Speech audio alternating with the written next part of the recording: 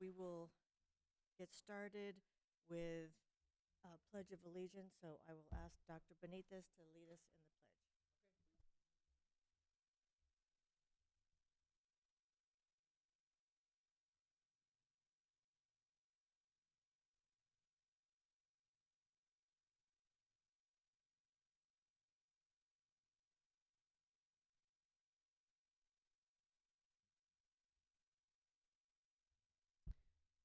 So I will ask Mr. Rail to take a roll call and establish a quorum.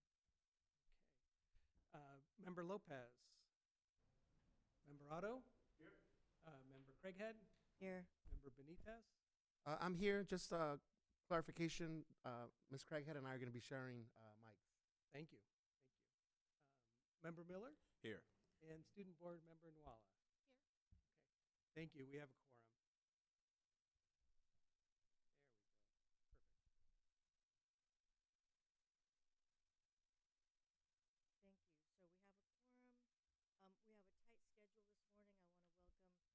Perfect. Thank you. So we have a quorum. We have a tight schedule this morning. I want to welcome our coach, Greg Klein. So welcome. Just to let you know, we need to wrap up the first item. Oh, before we do that, I skipped public testimony. Do we have anybody here to speak? Okay, thank you. I'm getting ahead of myself. So this is how it's going to work this morning. We need to stay on track. The first item is board agenda evaluation. We need to wrap that up by 9. Effective policy leadership, we need to wrap that up by 9:30. We'll have a break at 10 if everything goes well. We'll start in with board guardrails at 10:15, and we'll be doing theories of action by 11:45. So if everybody could be mindful of that time frame, we'll be able to fit everything in and still have lunch. So I'm going to turn it over to our coach, Greg. Good morning. Good morning. Thanks for having me. Thanks for being here on an early morning. It's a testament to your commitments to student outcomes. I know you all have very busy days, so thanks for making this time available. And I appreciate those time stamps that you gave us. Please, I will be the one mostly needing to honor those, so I'll take any support I can get on doing that. It's easy for Doug, so you can take the time. Right, exactly. We're going to hop right into agenda review. Our way into this is actually one level above agendas. And so for this, if you want, it's open note. This is open note. You hopefully have a copy of your manual around. And there's a glossary that starts on page 8. And so the question that I have for the board, for everybody, is what's board work and what's superintendent work? What's the difference between board work and superintendent work? That's the first question for y'all. You can go right off the top of your head of what you've got on that. You can look starting on page 8 in the glossary. What is superintendent work? What is board work?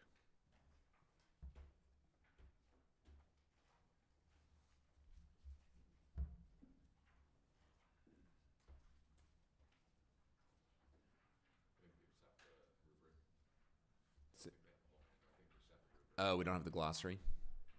Okay. No problem. So let's talk about it. When you hear board work, what comes up for you? What have we talked about in the past? What would we say is the main work of the board?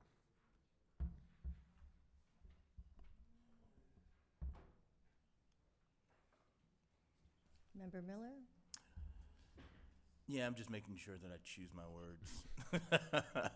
I would say, at least from the work that we've done lately, the work of the board is really the oversight and governance of the board goals that have been created and really protecting the community's values in which were set during our I don't want to call it an investigation process, but visioning process, yes. Yeah. Anyone else? Yeah, I'll add. Thank you for getting us going, Eric. I think I remember from the readings, Craig, the words. Actually, I'll start broad with like Eric. It's representing and upholding the vision and values of community through identifying, I think implementing was the second one, or I forget, and then I forget, but holding ourselves accountable to those values in the vision vis-a-vis board goals and guardrails. And I think I remember in that same reading, school systems exist to improve student outcomes. School boards, focus on upholding, representing the vision and the values. Absolutely. So school systems exist to improve student outcomes. School boards exist to represent the vision and the values of the community, and as prioritized, as you both shared, through the goals and the guardrails, policies. Those are really policies of the board, adopting those goals, adopting those guardrails. And so in this conversation, as we get into agendas, our coaching is that boards should use their board meetings to do board work. So that's the premise. You should use your board meetings to accomplish board work. And so we have to start with, well, what is board work? What would you do? And absolutely, you both hit the head right, or nail right on the head. It starts with the work, the work that is aligned to accomplishing, setting and monitoring and accomplishing the goals and the interim goals, setting and accomplishing or honoring the guardrails and the interim guardrails. Those two pieces are absolutely the two key pieces of board work, 100%. Can anyone think of a third area of board work? Listening? Listening is definitely, you can't accomplish the goals of the guardrails or even know how to set those if you haven't listened. Absolutely. Thank you. The board will need to listen.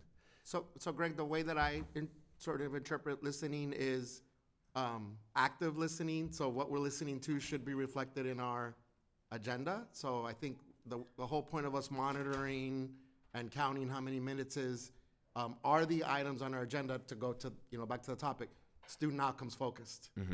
If they are, then what percentage of those items are student outcomes focused? That's and right. If they're not, then are we truly then monitoring progress toward those goals? Because what happens here cascades throughout the system. And so if the board says that the priority of Long Beach Unified is accomplishing these goals and honoring these guardrails, the way you demonstrate that is by using your time in board meetings, putting questions to those topics.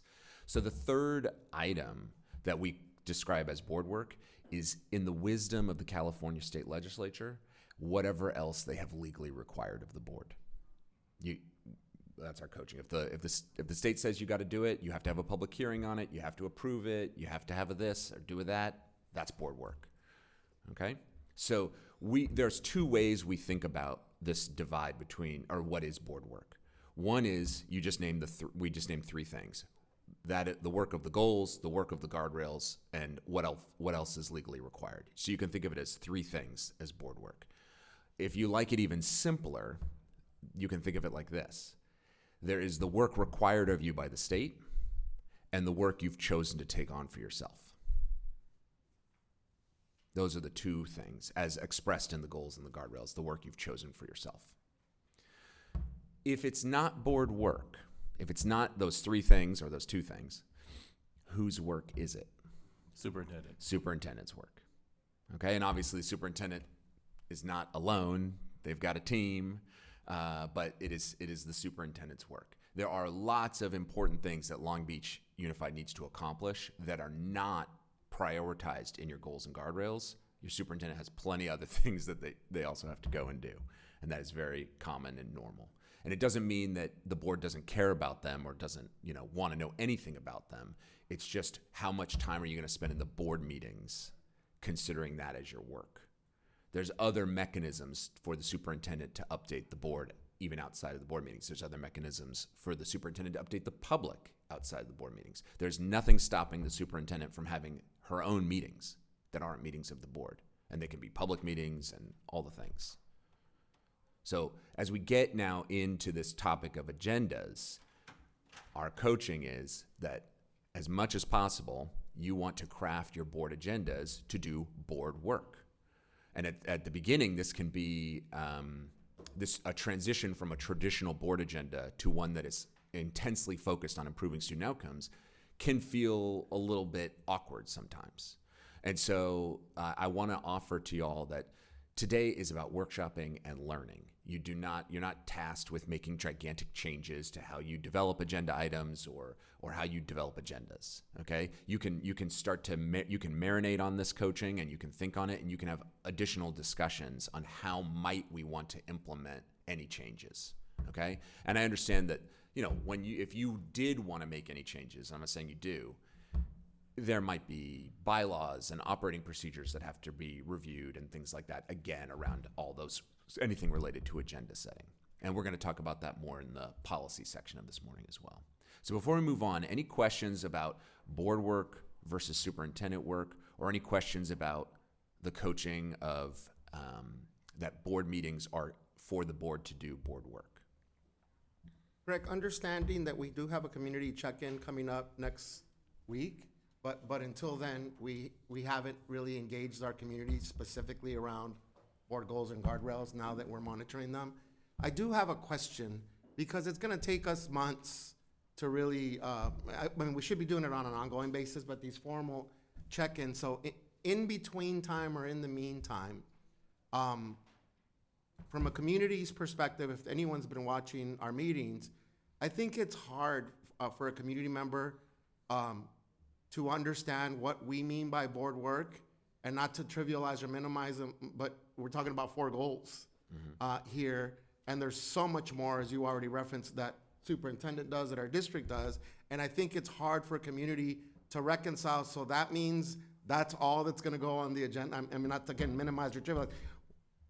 What happens to all the other stuff, right? Whether it's programs, whether it's athletics, that through a wide lens can be interpreted as ultimately getting us to the student outcomes, but may not be specifically referenced in the wording of our board goals. What do districts do to help us along, to help our communities along? Because that seems like, again, if I'm a community member, so you're only gonna do these 4 things? Where are the spaces, where is our opportunity for us to help advance all these other things that clearly are connected to student outcomes, but aren't explicitly connected to those outcomes in our board goals and guardrails? I'm happy to answer, but before I do, does anyone else have a thought? So one perspective that I can share is the many other ways that priorities of the district are communicated through communications with you all, through your engagement and events, and others through my evaluation process, that until this point, until we further go into a student outcome focused governance superintendent evaluation, I think of the many ways that information is shared and that we've tested out even over the last year. Including as recently as the last board meeting, where we didn't have a staff report that would have taken time during the board meeting, but included a staff report that was a video that was uploaded for public view and also for the board's view. So I see this as an opportunity for communication of all of the work of the district with you all, not just in a public meeting of the board, which is the official board meeting. That's one perspective I hold. Another thing that comes to mind as we're talking this through are opportunities to visit schools with each of you, for you to actually see programs and talk with students and staff while they're doing their work. We've had some history of doing that as an entire board. I've had nice history of visiting schools with you all as a board, so another means for really seeing beyond what is the focus of monitoring in the board meeting. Great. Sometimes we're looking at that out at a school site, and we're looking at other things that don't come into the public view in a public board meeting. I'll offer that what your question cuts to the core of the work here and across the country where we're coaching. Focus is really hard. So I just want to name that. It's incredibly hard to focus on, just the 4 goals and 4 guardrails, or 3 guardrails, yeah, and then the interims that align to all those. And there are benefits to focus, right? The more focused we are on them, the more likely we are to accomplish those things. The costs, you can imagine, it's hard when other things that feel important don't rise to that level. There's a cost there. And so the question is just simply in those moments, have we made the right choices about what we've prioritized? Which speaks to what's happening on October 6th and the ongoing need to be in engagement with the community about always and not always, but regularly understanding, because communities grow and change, what are our priorities now? And when boards are in that regular listening, active listening mode out beyond just board meetings, you have other opportunities to keep hearing what's coming up. And in times of, there are dynamic times, when COVID came, boards all around the country all of a sudden had some new values that all of a sudden needed to be prioritized around health and safety that, were always important, but they didn't need to be prioritized in the same way as they did in that moment. And some guardrails needed to shift and other things needed to shift. And that is totally appropriate. And that comes from, monitoring the community, right? Like being out in community. But yeah, there's also the other part about it is we coach, when you're out there, you're not out there alone. We call that campaigning. You probably need to do that, but that's not what we coach around. But when you're out there in pairs, or in your case, you can't go in trios, but in larger boards, you can go in trios. You're governing. That listening is part of governing instead of campaigning. And you have the opportunity to hear one another and practice the language of helping the community focus. This is not about leading community where they don't want to go. Like, that's where the listening comes in. But it is about leading community in being honest with ourselves, all of us, about what it means to focus and the trade-offs, and not pretending that we can accomplish everything. Like, the research is very clear. School systems that have one goal are likely to accomplish that one goal. So if it's the right goal for that community, that can be a very powerful thing because that focus lends for that.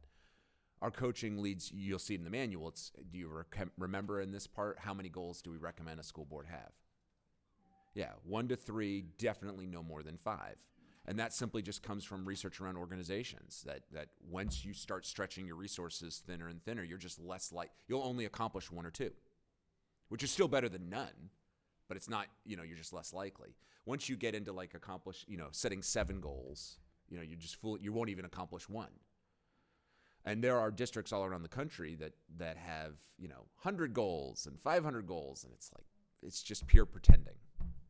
So the question is absolutely the right one. In my mind, it boils down to focus. And so the question then is, how else can we help community and boards and staff? We are all, and coaches, we are all well acculturated and trained in our traditions, in the way things have always been, and that sort of those behaviors. And those behaviors are getting us the results that we are getting, that we are seeing right now in our student data, in our relationships with one another. Whatever our behaviors, whatever my behavior is now, that future is already written. And that's what we're already on track for. If that future is what we desire, if we're getting the outcomes we want, we should hold on to those behaviors. And where in the system we're getting the outcomes we want, let's double down, let's expand, let's keep going. Wherever we're not where we want to be, our role is to look inside and say, what else can I do differently? Where else do I need to focus? And what are the benefits and costs of my current behavior? What might be a different set of trade-offs? How might I get what I need and the system get what and have the system get what it needs? So we're going to all be together. Most of us are going to be together in about 10 days, and so we'll definitely talk more about this work then. But it's very common coming out of our 2-day workshop that boards turn around and they say, hey, can we make more of these workshops available for community?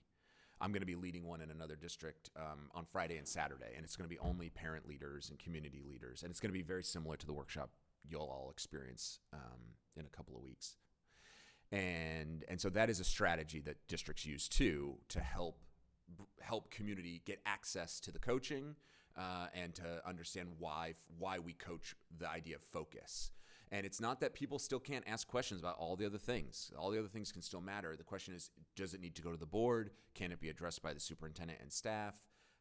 And it's on the board to keep listening. If you're hearing enough and enough and enough from enough community, you all have to have an honest conversation about, hey, are we prioritizing the right values? Are we aiming for the right student outcomes? And the framework does allow shifts. It coaches the longer you can stay focused, the more likely you are to accomplish. But it doesn't like say you can never change. And in fact, it says that's why we don't have 20-year goals. You have time-bound goals to force you to say, okay, we better go out and make sure we're out and listening and set fresh goals that are aligned with what does the community want now. So on agenda review, let's talk a little bit about maybe tonight's agenda, because and so I'm going to pull it up. I've got it in front of me. And I just have a couple questions for you. I was going to divide you up, but do you have a copy of tonight's agenda? Like, you do? Oh, great. Then we can quickly pair up. Take 5 minutes, and here's your job. Just pair up with, you two get to pair up. Well, Doug and Diana, that's fine. Naza, yeah. And your prompt is simply, as you go through tonight's agenda, just ask yourself, is this agenda item about the goals? Is it about selecting or monitoring goals and interim goals? That's the first question. The second question is if it's not, go to the next question. Is it about selecting or monitoring guardrails or interim guardrails? Because those are board work. And the third one is this legally required of the board? Is this legally required of the board? Let me just be clear, you will have board items on the agenda tonight, I haven't even looked at it closely, that are not board work. For example, the Pledge of Allegiance. Is the Pledge of Allegiance legally required? Is it about the student outcome goals? Is it about the guardrails? No. You can still do it. Like, I'm not here to tell you you can't do the pledge. I'm not saying that. I'm just as an example, you will have things on your agenda right now that are perfectly reasonable that aren't board work. But let's not pretend. There are boards in this country that skip the pledge. It's not board work. But I'm not asking you to make that choice, and don't skip it tonight. It's on your agenda. So go through and just mark each item. Is it about the goals? Is it about the guardrails? Or is it legally required? If it's not, just mark it other. Yeah, Eric. So earlier you used a more focused approach where it was, is it required by the state or is this required by us? By the board, yeah. By the board. Would it be wrong for us to take that approach instead of the 3-tiered? Try the 3-tier for now, for this Okay. exercise. Yeah. Okay. So about the goals and about the guardrails, legally required. And I'll broaden legally required. If you have adopted local policy or municipal policy, doesn't it just have to be the state? But if you have local board policy that compels you to receive a report on something or approve a contract above a certain financial amount, you can consider that for now legally required. You've made it, you have through policy required it of the board, or the board has required it of the board. So just take 5, this is just a practice, just an exercise, just go through your agenda and just see what you get.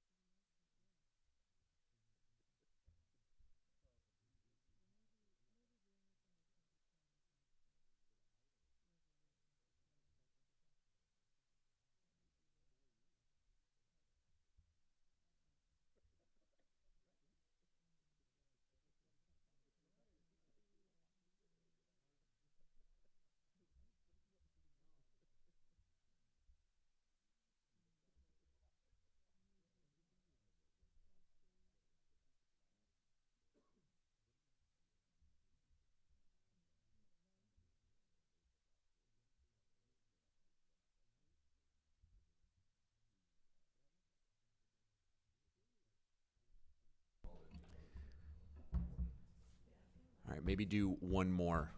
One more as a pair. Wherever you are on your agenda, do one more.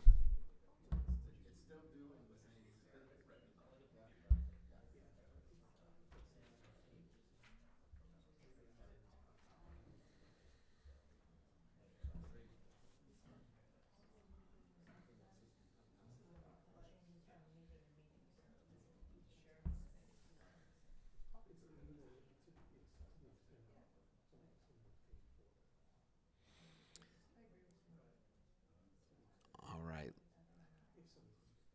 Let's come on back together. We're gonna talk this through a little bit. It is I have a feeling you did not go through the entire agenda yet, and that's totally fine. So as you're working with your partner and just reviewing these, just putting this lens on, is it about the goals? Is it about the guardrails? Is it legally required of the board? What was coming up for you? What did you notice? What questions came up?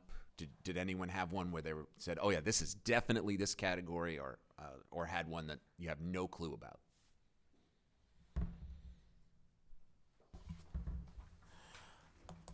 I wouldn't say that we had any that we didn't have any clue about, but there was, when we looked at our consent calendar and our movement towards the consent calendar, one of the things that just gave me further confirmation about what goes on the consent calendar is really work with the superintendent and her just confirming a lot of the activities that has occurred and some of the legally required stuff, but more importantly, like, it helps us, well, 2.5 years ago, we came up with the suggestion of moving to a consent calendar so that we could speed up the actions of the board meetings. But it was just another kind of just a clarifying moment. Like, yeah, that makes sense. Yeah.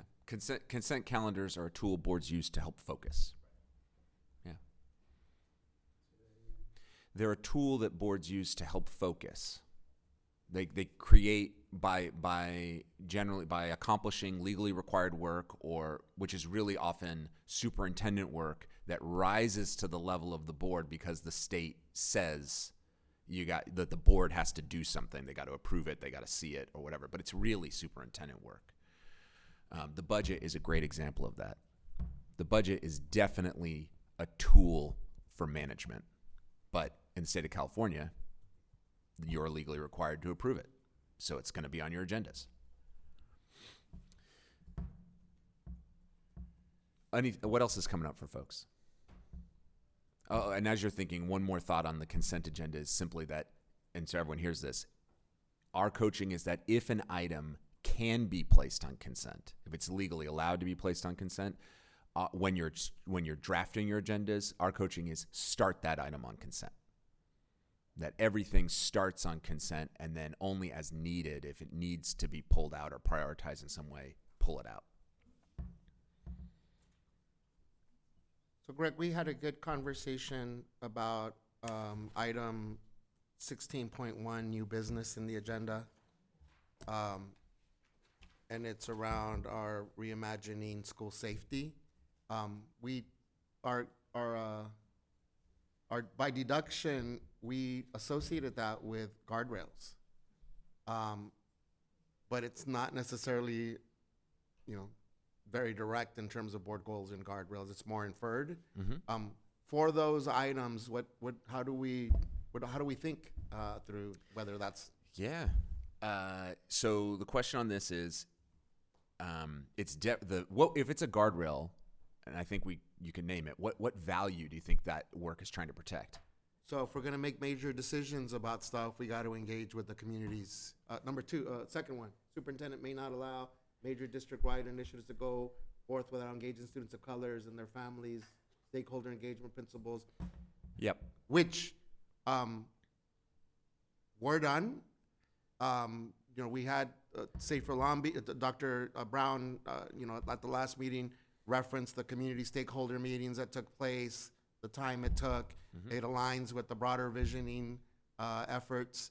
But as a standalone, yeah, is that a guardrail? Right. So you've got two different values here that you're talking about. One is Long Beach values community input, community engagement. And so you've set a guardrail around that. No matter what the topic is, go out and engage community before we make big decisions, right? Okay.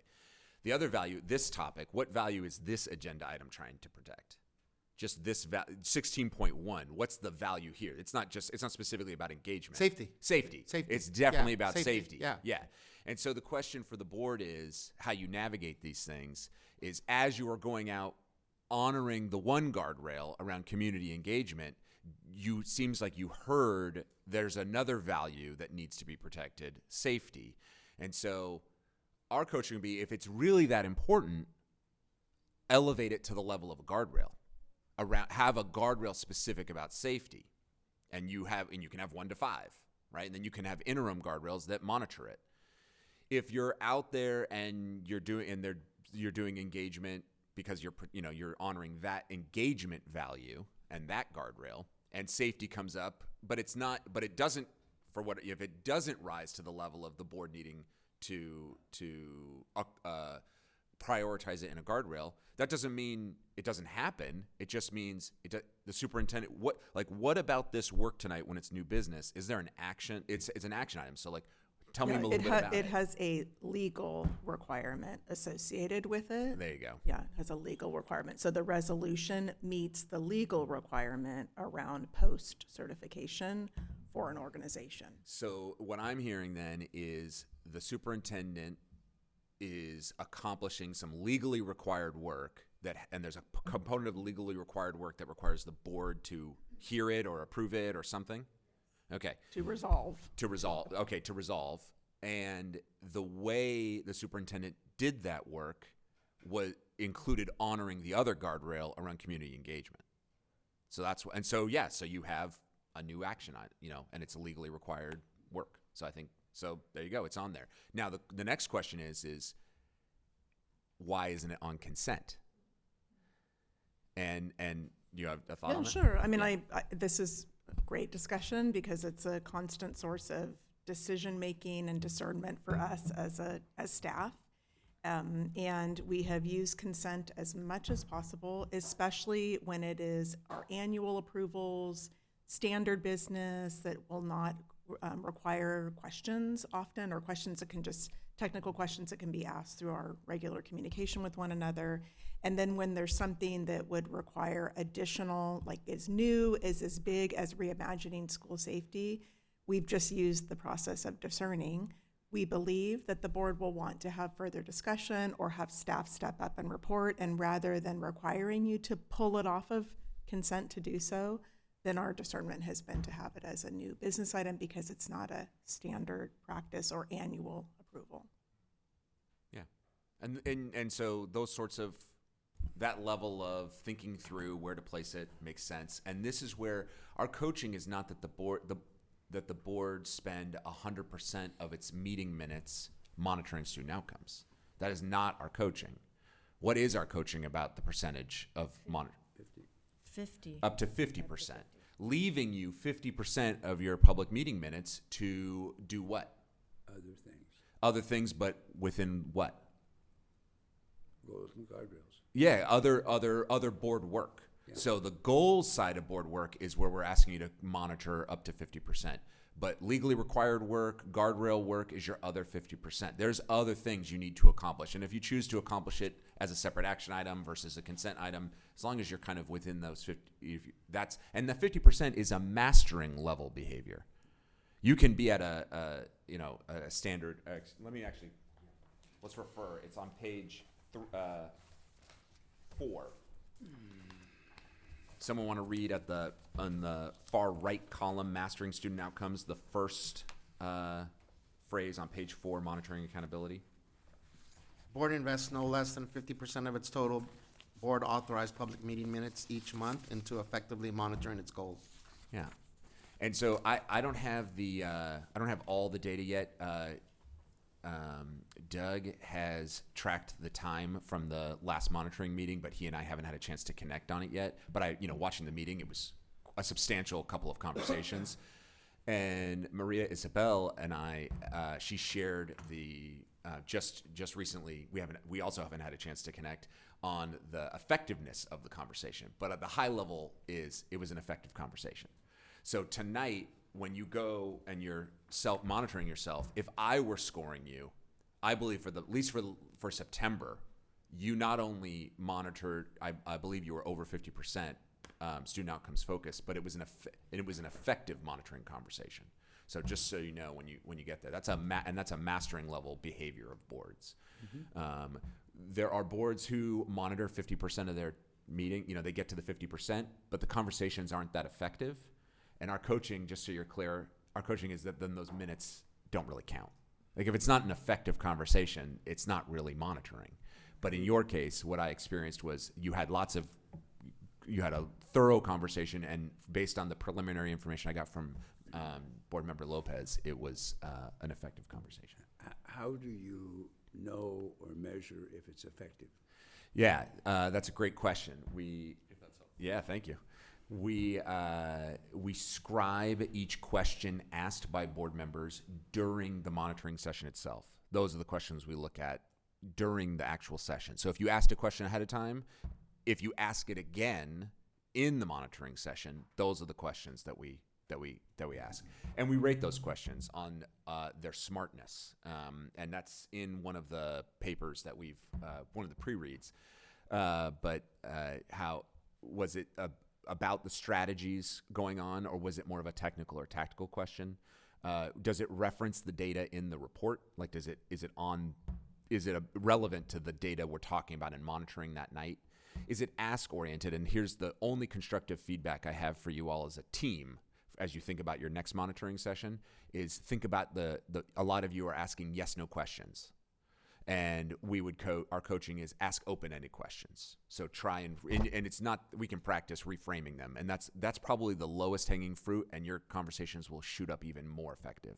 The good news there is that's also that ask orientation, I would say, the fact that that's like where you're getting your lowest scores in terms of your questions, it's also, it's not having that big of an impact on the actual conversation because your staff are still going to treat yes/no questions as open-ended questions. They're still going to say yes and they're still going to share more. But it's more effective if you actually give them an open-ended question. If it's a results focus, if you're actually the next step of whether or not it's an effective question is we try and discern, is this board member really trying to understand what's going on in this data, or are they just trying to share their opinion? And really, are they just trying to tell the superintendent what to do? And so our coaching is to dig in and try and understand. And then the last part is it a time-bound question? Is this question trying to understand what occurred in the past, or is this person asking about the future? And our coaching there is you cannot monitor the future.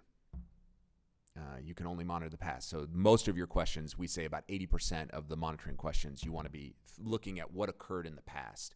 And near the end of your conversation, if you have well, so what now, superintendent? What's going to happen now? Couple of questions. That's perfectly reasonable. But you want to spend the bulk of your conversation learning about what occurred. And we can, Director Lopez and I went a little deeper on all of that so that she could play that volunteer role. And as that role rotates through the board, I'll go deeper with each of you on those effective monitoring strategies and how to monitor the monitoring. Yeah.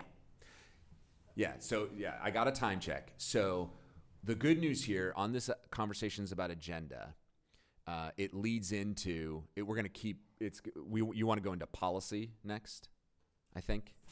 Yes. Okay. So as we make this transition, we're not leaving the agenda conversation. We're just broadening it to policy. And so in our coaching, we've got 4 areas of policy. That we say that board members, and this is just very different than what different state board school boards associations, have very large policy manuals. And there are great benefits to having a super large policy manual.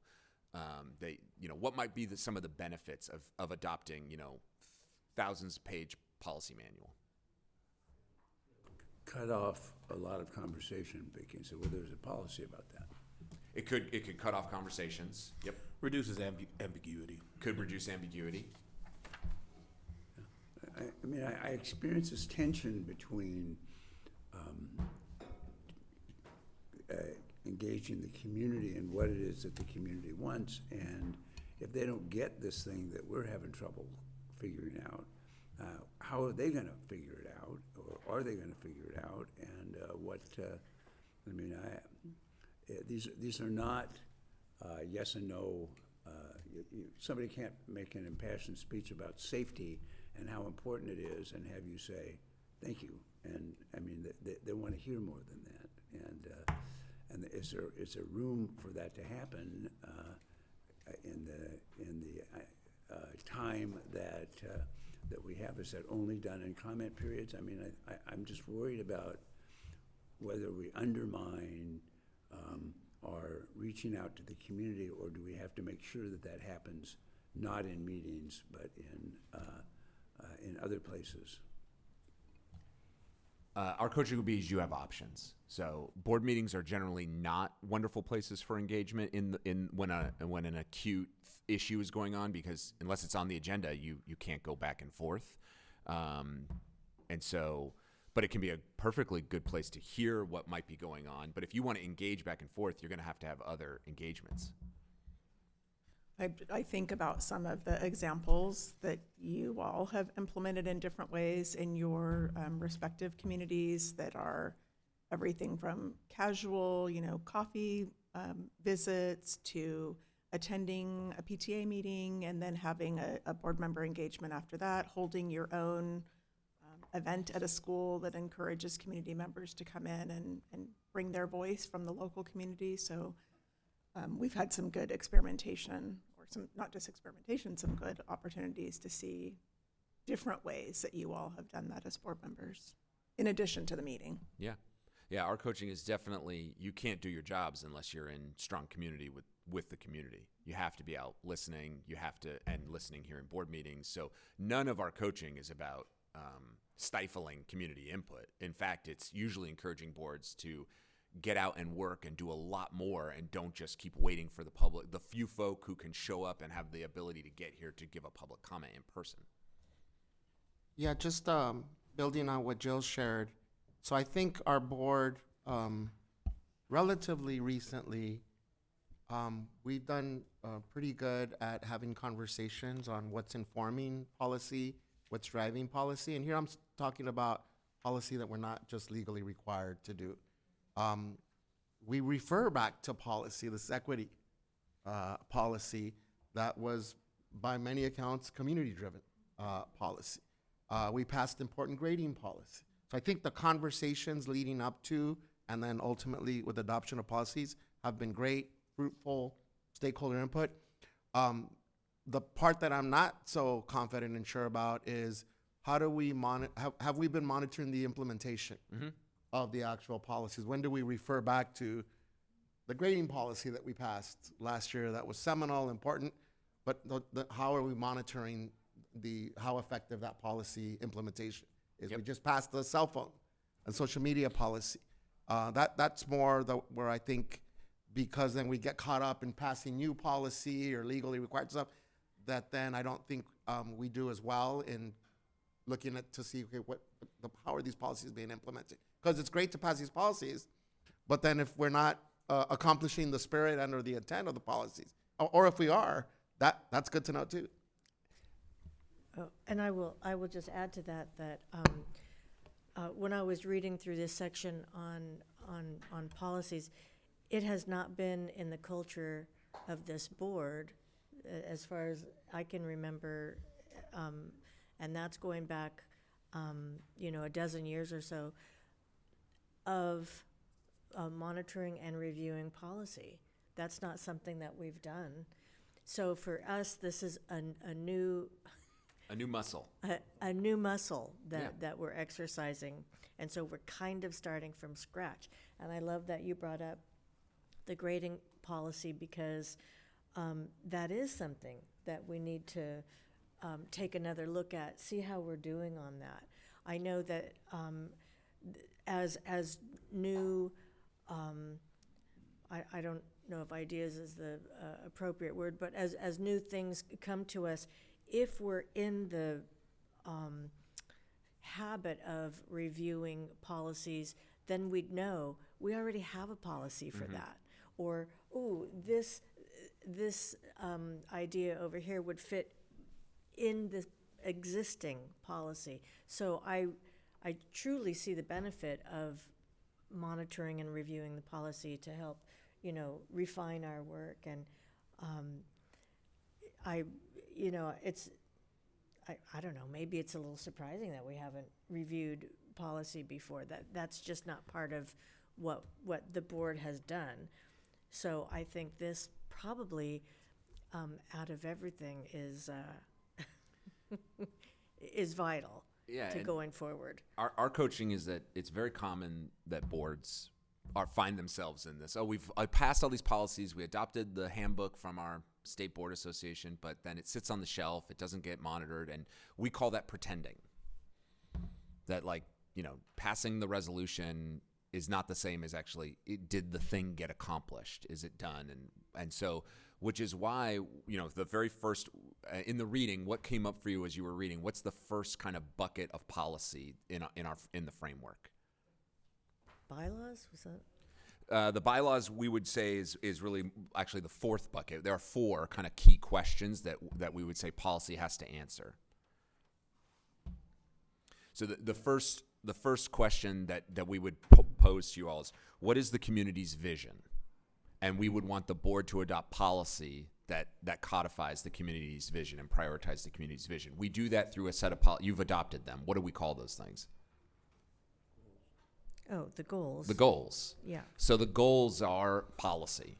And to your point around the importance of monitoring, as soon as you've got goals, what did we ask you guys also to adopt? Guardrails. Guardrails, but around monitoring the goals and the guardrails. What tool did you all interim. adopt? You adopted a calendar. A plan of, hey, we're not just going to let these goals and guardrails sit on the shelf and get dusty like any other policy. We're going to have a plan to monitor them. And we don't have 10,000 goals and 50 guardrails, because that's, again, pretending that we have time to monitor all these things. If we're not willing to monitor it and use our board time to monitor it, then it's probably not rising to the level of board work. Doesn't mean it doesn't get done. It just might mean that we delegate it to the superintendent, and the superintendent and their teams have to deal with it and monitor it. What I've thought is, so much of this is not board work except at particular moments in time, but there's a lot of superintendent work. I mean, there's a lot of, if we want to look at our grading policy, we should have a memo every 3 months or 6 months or sometime that says, we've looked into this and this is what we found, and you should all know this, even if it's not an agenda item. The trouble is, I do this in my job, to get all this information out there so that you can consider it and then come up with, okay, hey, we better look at, I got questions here. But I also find that I start to get disengaged from the community if they're not involved in that conversation. And maybe they can't be involved in the conversation because, I used to think this was a full-time job. Now I think it's a full-time and a half job just to stay on top of this stuff. Yeah, our framework is definitely not for board members to kick back. Generally, board members work a lot harder when trying to focus in on and adopt this framework. Let me share a little bit more, and then I'll pause and open up for more questions. So when we think about policy, we're really trying to answer these four questions. And the first one, again, was what is the community's vision? And then let's adopt prioritized goals, and that's our policy that answers the question of what is our community's vision. What is our community's values is the second question, and as you already shared, we adopt guardrails to protect those values. Those are the first two policy buckets within the framework, okay? The third one gets, and I want to point us to, I think it's, page 5. It's also, for public who are watching, it's page 7 of the workshop materials is the specific reading on effective policy leadership that you're making reference to as well. Thank you.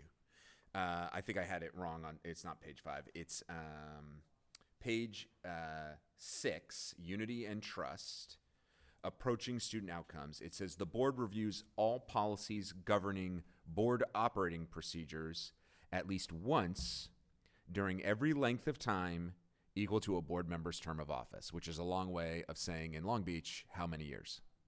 4 years. So this specific part is reviewing your bylaws, which gets at the the fourth bucket, which is how does the board want to relate to itself and to the community? Those are your bylaws. That's the question you're answering. What are the rules of our engagement here? Those are our operating procedures, and how frequently, how are we going to engage with community? How is public comment going to work? How are the other engagements going to work? All that sort of stuff. How frequently are we going to go out and re-engage with community and open and update them on how we're doing on the goals and the guardrails? So any policies about that is a bucket of policy. That is definitely the board's work to figure out and decide. And you all worked through a review recently of your operating procedures, of your bylaws. Our coaching is to do that at least every 4 years. At least every 4 years. But you can do it more regularly, and you can do it anytime something comes up that you realize a bylaw is not working for you. You can put it back on the agenda and discuss it and update it. Okay? So I'm up to 3 buckets so far. Policies about the goals, policies about the guardrails, your board operating procedures, and then the fourth one is there's usually not a lot of policy within this bucket, but it's policy that speaks to your relationship with your direct reports. So in this case, you have one direct report, Dr. Baker. Okay, so whoever's in the superintendency, the policies that govern how are we going to hire them, how are we going to support them, how are we going to evaluate them. If you have any policies around that, that is a bucket of policy. With any in some states, boards have legally required to have more direct reports. Like sometimes the CFO reports directly to the board. So any policies, though, they're about your relationship with your superintendent. That is a level of policy. There is a invisible fifth bucket, which you've kind of named, which is, again, anything else legally required of the board. We refer to that's really superintendent work. And so in your language, that might mean there should be administrative policy around whatever that is. Like I believe the state of California recently said you've got to have a cell phone policy. It became legally required. And it wasn't just legally required to have it. It might, I don't remember, I'm not the lawyer, but it might have been that it's legally required that the board approve the policy, not just that the district has it. Like you have all sorts of rules and regs that you haven't approved, but the superintendent has in place. So there's another level there. Our coaching is to get as clear as you can with what the law says. If the law says you have to have the policy, but it has nothing to do with your goals or guardrails or about your superintendent and your relationship with her, it's superintendent work. Let your superintendent develop the policy. And of course, honor your guardrail along the way of engagement if that's what your guardrail is. If the law says, no, you have to have this policy and the board has to approve it, okay, got it. Board's got to approve it. Where does that agenda item start? Consent calendar. It starts on consent. Now, maybe it's legally required and through the engagement, there's a lot of other values-related work, and the superintendent, like with the safety one, wants to make the call, you know what, I'm not going to put this on consent. We need to use some of our other 50% time. We need to give this a little bit more air because it's rising to the occasion. You have that flexibility. You have those choices. But be clear, if you are feeling like, no, this is actually the values we need to protect right now, or this is the student outcome we should be focused on, consider sunsetting something else and elevating those to the level of true board work, because focus really is what matters. So that was a lot about the kind of 4 buckets and the legally required bucket and some attention there. What's coming up for you?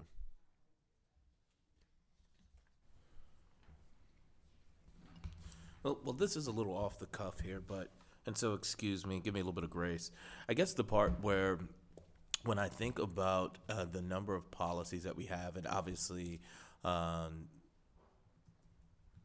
let's call it governing these policies, I always think of them as systems that work together. So let me use an example. So it's probably an overshare, but I recently went to the hospital. When you go to the hospital for something that's a fairly vital illness, they'll hook you up to an IV. They'll sometimes give you antibiotics. They give you water to make sure that you're hydrated. And so you're getting all of these things that all work together to make sure that you are well. And that, in some strange way, is the same way that I think about some of these policies. Like, yes, I understand that our grading policy stands alone, and I understand that our cell phone policy stands alone, but I like to think that they all work together with the obvious undertone of improving our student outcomes. And so when we have to separate them to see their effectiveness separately, it's kind of hard for me to disaggregate the policy to a certain extent. Do you get where I'm coming from? So it's just, I guess that's the piece where, yes, I agree that, yes, we should review and monitor these policies on a regular basis, but I think that the part that I'm still struggling with is understanding that they all work that at least in my head, they're a system that should all work together to improve the health of student outcomes. Yeah, I think that makes sense. And so, and just like with a doctor, they're going to, there's some certain vital signs and vital data that you focus on. And then there's different nuanced data depending on what's going on and what you need to, and there's plenty of data that doctors receive and ignore because it's not pertinent to the what's happening in that moment. So, if your work is to accomplish, or to set the goals and monitor progress to the goals and to honor the values and monitor progress towards honoring those values, that's the data we want you focused on. It doesn't mean you don't dip in here or there on other things. And let me just be clear. Everything in the school system indirectly aligns to accomplishing the goals and honoring the guardrails. Everything indirectly aligns, right? So this is not a question of like, does every single person in the system somehow contribute? Absolutely. Focus is about what are those things that directly align. Like I can, if I'm malnourished, giving me calories is going to help me. But there's a limit on that, right? Eventually I get to the point where more calories are actually not helping, right? We're looking for those things. You can pay the electricity bill and the lights turn on and the gas, and the gas is on and you have heat. You can't just keep paying the electricity bill and expect, like, you're not going to have more light and more heat than you already did. It'll keep going, but you're not going to just have like extra light bulbs. I don't know if either of those metaphors just landed, but You're talking about efficiencies, and I get where you're. We're trying to find those things that actually correlate with changing the outcomes we're talking about. Greg, if I may, and I think Mr. Miller and kind of answered your question. So I know there's been some energy this morning around the grading policy, for example. And you'll recall in, I think, February last year, we did give, after the first semester, update on where we were and some of the changes we were making based on input we'd received. You'll also recall at our last meeting when we were looking at board goals 3 and 4, in both of those monitoring reports, there were references to the grading policy and implementation. And I think that's a good example of actually bringing two policies together. So the policy of the goals 3 and 4 that you all set, and the policy of our grading policy coming together. So I think that's a good example of bringing two together. We're not going to accomplish goal 3 and 4 without making sure that our students are receiving equitable access to grades, that we're collectively thinking about how is our grading practices impacting A through G eligibility, as an example. So those are, I think, to your point about when you get all those things at the hospital, we are having to combine those together. And I think you'll see updates to the grading policy will continue to come through our updates around board goals 3 and 4 because they're integral to that. I thank you for that. Wherever the board and staff can accomplish monitoring or celebrating policies or wins or accomplishments in alignment with the goal and guardrail monitoring calendar, do that. Absolutely. If part of informing and monitoring goal 3 is some other, how is the implementation going on this sub-policy, this grading policy, bring that in, and then not only are you monitoring both policies, as you say, combining, but all in our coaching, the minutes you're spending doing so all count towards student outcome focused minutes. Whereas if you pull out the conversation to have its own separate conversation unaligned to your monitoring calendar, that's not in the numerator of the math. I know Juan and Doug actually did the time tracking, so they have the numerator denominator minute frame in mind. so I also mentioned, you celebrate students regularly at your board meetings, which is fabulous. The more the board can celebrate and use time in board meetings, aligning your teacher celebrations and student celebrations to accomplishing the goals and the honoring of the guardrails, aligned with the calendar for when you're monitoring those interim goals and interim guardrails, those celebration minutes all count in that numerator as well. So there are opportunities to combine, absolutely, and to see the connections within the focus of the goals and the guardrails. So on that last point, Greg, so this is how I would read your sort of observation. I often get the sense that we're going uphill in both directions. On the one hand, we're trying to be more efficient. We're trying to limit meetings and time overall and maximize on the time that we have, right? So we don't want to have an 8-hour meeting. I think that's a value that we, at least not on an ongoing basis. But yet there's all this work involved in getting us to where we want to get. And when I want to take the policy example that you gave, Brian, I think it's an excellent example because that's exactly what I was thinking. We referenced the grading policy through our monitoring calendar. So much of this has been, to your earlier point, Diane, about the culture, about codifying practice as well, while we're lifting up values that are seen in our board goals and guardrails that either were being done, by many measures, the district was very successful at some of the things that we're now hyper-focused on, but were being done without certain systems or procedures or policies being in place. We have a ton of policies, Greg. We have a superintendent advisory group dedicated to budget and policy. I'm on that with Diana. We have a queue, thanks to Jeff and all the work that the team's doing, of so many policies, notwithstanding bylaws and legally required. We just highlighted 3 major significant policies. I think it's hard to try to be focused and effective and efficient while we're adding more work to both the staff, the executive team, and ourselves through this. So that's my reference of going uphill both ways. What I feel either is hard to interpret, hard to understand, and or quite frankly, our community. And I'm hearing from our community, hey, given the current political context and landscape, what our communities are suffering, whether it's our disability communities, our immigrant communities, these values have been there for our district, but they demand and quite frankly deserve policies, right? Our immigration policy that we passed was there embedded in different practices, administrative regulations, but that was a value that emerged. Our disability community right now is demanding we have a reimagining of our CAC, right? Certain processes and procedures. So I guess what I'm getting at, Greg, and I'm looking forward to in 2 weeks, all right, reconciling that, not amongst the board, right? Because the board, we decide what's on the agenda, but reconciling that through a community engagement lens, I think we go uphill in both directions because on the one hand, we're having these town halls, more stakeholder input.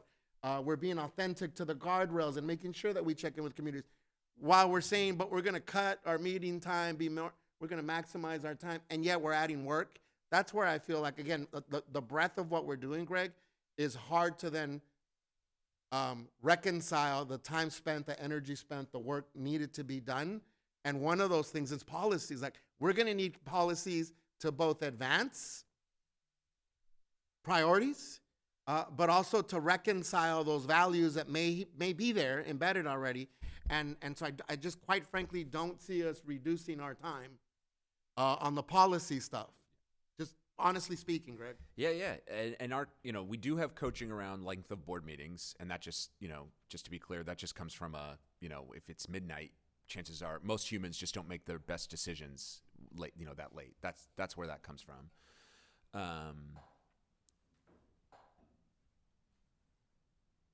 I'm wondering, I'm not the expert in the vision and the values of Long Beach. That's for sure. But I'm wondering if you find yourselves in a moment where you're hearing a lot of values work, and you're wondering how we're going to accomplish this all.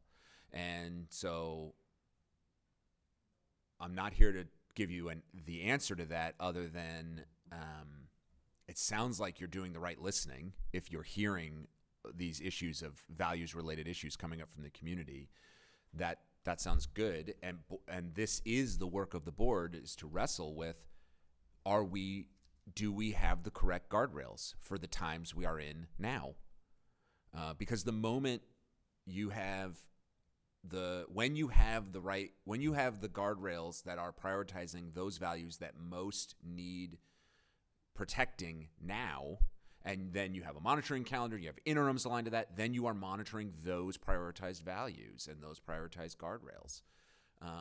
When you have a set of guardrails that, served, were the right things 3 years ago and 4 and 5 years ago, and if new things come along, boards do sunset certain guardrails. They say, they can say, okay, that doesn't mean that work ends. Sometimes it just means it's just the superintendent and their teams will keep doing it, or the work might shrink, but that work is no longer the most elevated high priorities value, which creates the space in the room to do whatever the work is now. The main thing is you don't need to jump to any big thing. You can kind of, I agree, you're in this place where you've got your current way of doing things, and any changes you make, you're going to transition. It's not going to be like a light switch. You're going to transition over time. With community, with staff, as a collective. And so what I would encourage you to do is just be honest with yourselves about, when you're hearing these values, are we hearing this so much that it is worth it to us to let go of a current guardrail because we need to make room for adopting a new one? Like if it rises to that level and you have that clear consensus, then I would say go that way. If not, if it's just something important, but the original three guardrails remain, those values remain the priority, I would say it sounds like this is superintendent work. And it doesn't mean it doesn't get protected, but it's just not elevated to the level of the board. It's making me think about, as I look down at the 3 guardrails, thinking about the lens for which a policy diet examination happens. And if you think about over the course of a 4-year term, as you've described too, there's a potential prioritization of how that happens in terms of policy review.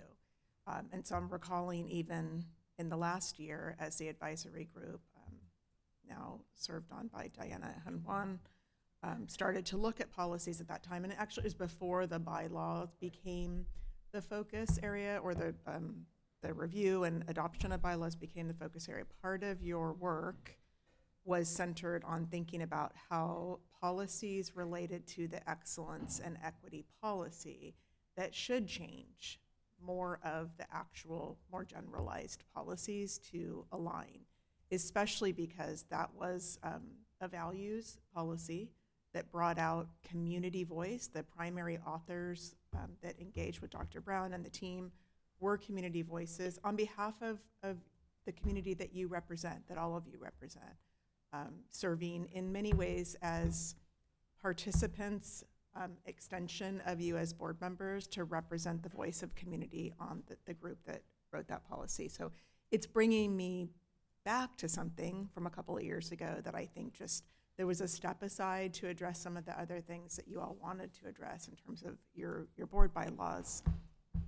So I guess it's not an answer, but perhaps it's our own wisdom back to us that is what to do next in terms of how you think about over the course of a board term or that 4 years, how to prioritize first. The first year is primary policy in alignment with the guardrails, a guardrail that actually names the Excellence and Equity Board policy as a foundational aspect of what the superintendent can't do, along with engagement of community, which I hear you all talking about, as well as focusing on educational and racial equity in terms of programming. So, yeah. The good news on the interims, whether they're goals or guardrails, is that whose work are the interims? Who gets to decide those? Superintendent. And the superintendent, if they need to change, if they found a new way of measuring progress towards honoring a guardrail, through the level of policy reviews or something, if there's a better way to indicate progress towards honoring a guardrail, the superintendent can make that shift whenever they've and their team come to that realization. And our coaching there is update the board, readopt the monitoring calendar as needed, and that kind of thing. The other part of the manual where policy is referenced is page 4, monitoring and accountability. And it's a mastering, and this is the other part I wanted to share. It's a mastering level behavior. So the bylaw review is an approaching level behavior. Doing your bylaws every four years, that's approaching, and you've recently accomplished that. This mastering level one on page 4 says the board, I apologize, page 5, communication and collaboration. It's still mastering. The third one down, the board has adopted few enough policies that the full board as a whole is able to review every policy at least once every 4 years, right, during the length of your term. That's every policy, every single policy. Every single policy that the board approves. And I'm telling you right now, you have policies written and unwritten that the board does not approve, that is superintendent work, and that never come through the board. You have like a maybe bell schedules do get approved. I don't even know. But bell schedules are policy, and you're not approving them, but they exist. Wherever a board stops talking and doesn't have policy, the superintendent can have as many policies as they need to run the school system. That is not a problem. So just to be clear, if you chose not to have a grading policy or an equity and excellence policy, superintendent still could. It's just that it doesn't need to be monitored by the board. So, and it's fine to elevate it to the board level if there's some sort of value you're talking about. But over time, this is the frame we would ask you to approach policy. Is it about the goals and the guardrails? Is it about the goals and the guardrails? Is it about our relationship with the superintendent? And the fourth one, is it about how we're in relationship with each other as a board and with our community? Everything else, there's going to be lots of other legally required policies. They're generally superintendent work. I mean, you are not elected to be experts in cell phones. You are straight up not elected to be experts in cell phones. That's the state required it of you. I get that. And so I'm glad you passed a policy and you've complied with the law. That is definitely our coaching, to comply, go ahead and follow the law. But you're not expert. And frankly, probably your staff weren't experts either. But they had to go out and become experts, I bet. They had to go and learn a lot and engage and do a whole bunch to figure out what that cell phone policy is. And it's probably true that they didn't get it exactly right. It's probably going to need to be monitored over time, and the policy might need to be adjusted. That's also perfectly reasonable, right? Even like we've talked about with your goals and guardrails policies, we would expect over time you're going to have to adjust those. You're going to do more listening. You're going to do more engagement. You're eventually going to adopt wholly new goals and guardrails when the time comes. So these are all living experiences. There's no such thing as ever being done with board work. That is just never done. Policy review is never done. It's not, after 4 years we're done. You just start again and go through them. But the idea of having so few is that if you have all these policies that are on your books and you're trying to monitor them, you are unlikely to have enough time. Even with 8-hour meetings, you won't have enough time. So our coaching to you is just get clear on what are the policies that are most important to us that we want to monitor. And if they're so important to us, let's get serious about it. Let's put it on a calendar. Let's not have gotcha monitoring. Let's put it on a calendar and figure out in April of 2028, what policy are we monitoring that month? Oh, it's a goals policy? Great. It's a guardrail policy? Got it.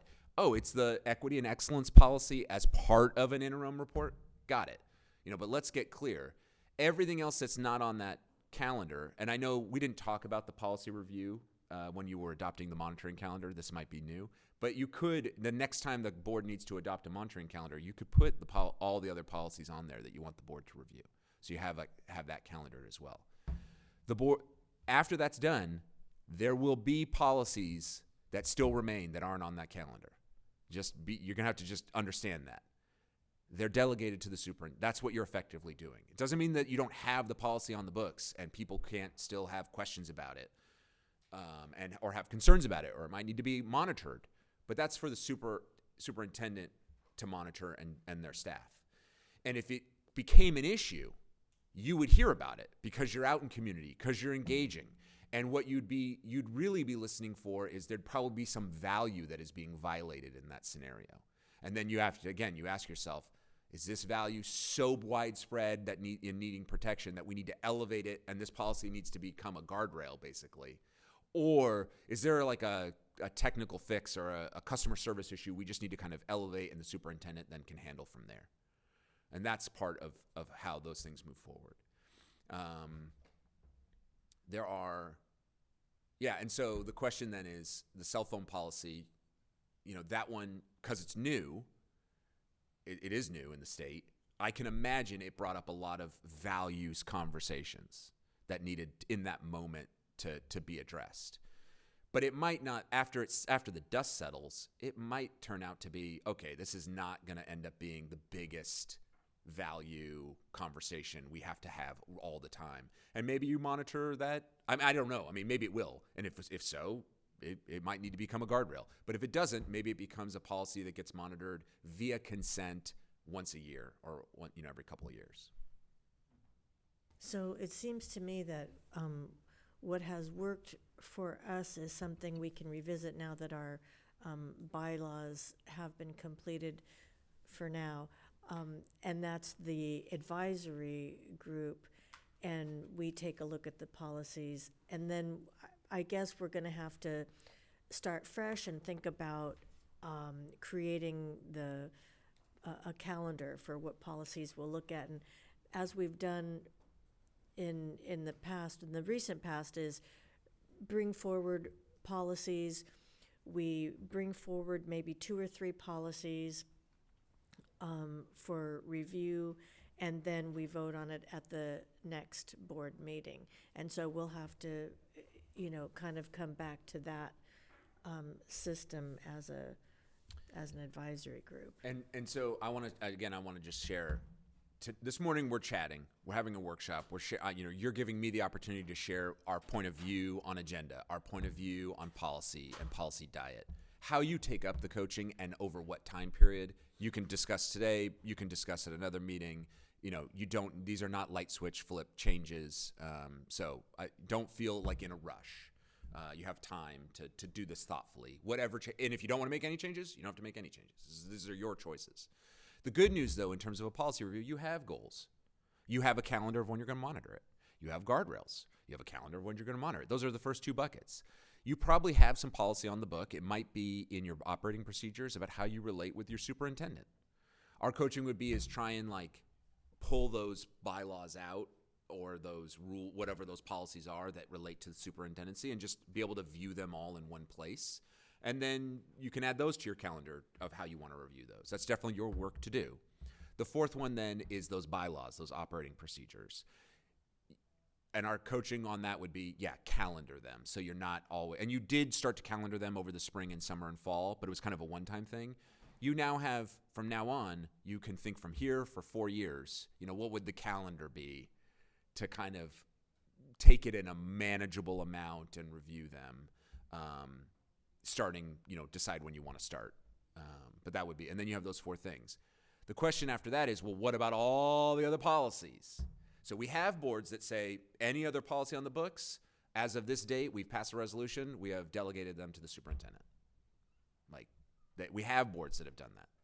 That doesn't have to be what you choose to do. You might say, okay, what are all the other policies in the books, and which ones feel like the most guardrail adjacent, value adjacent? We want to prioritize those to really put on a calendar and review and spend some of our board time doing. You're spreading your focus, but it's at least spreading it amongst your work of protecting values. And you will find if you look at, I'm sure on your website you probably have a place where I can go find all your policies. You will probably find hundreds. Will I find hundreds? Tens? Yeah, hundreds. That are not really about values. There's just all sorts of other stuff. And you might simply say, you might identify those, and there could be a lot of them. You say, those are the ones we really delegate to the superintendent. And then the superintendent, when you do that, when that happens, the ones that are legally required of the board, you're going to want to keep. The ones that are not legally required of the board, you're basically saying to your superintendent, hey, you go for it.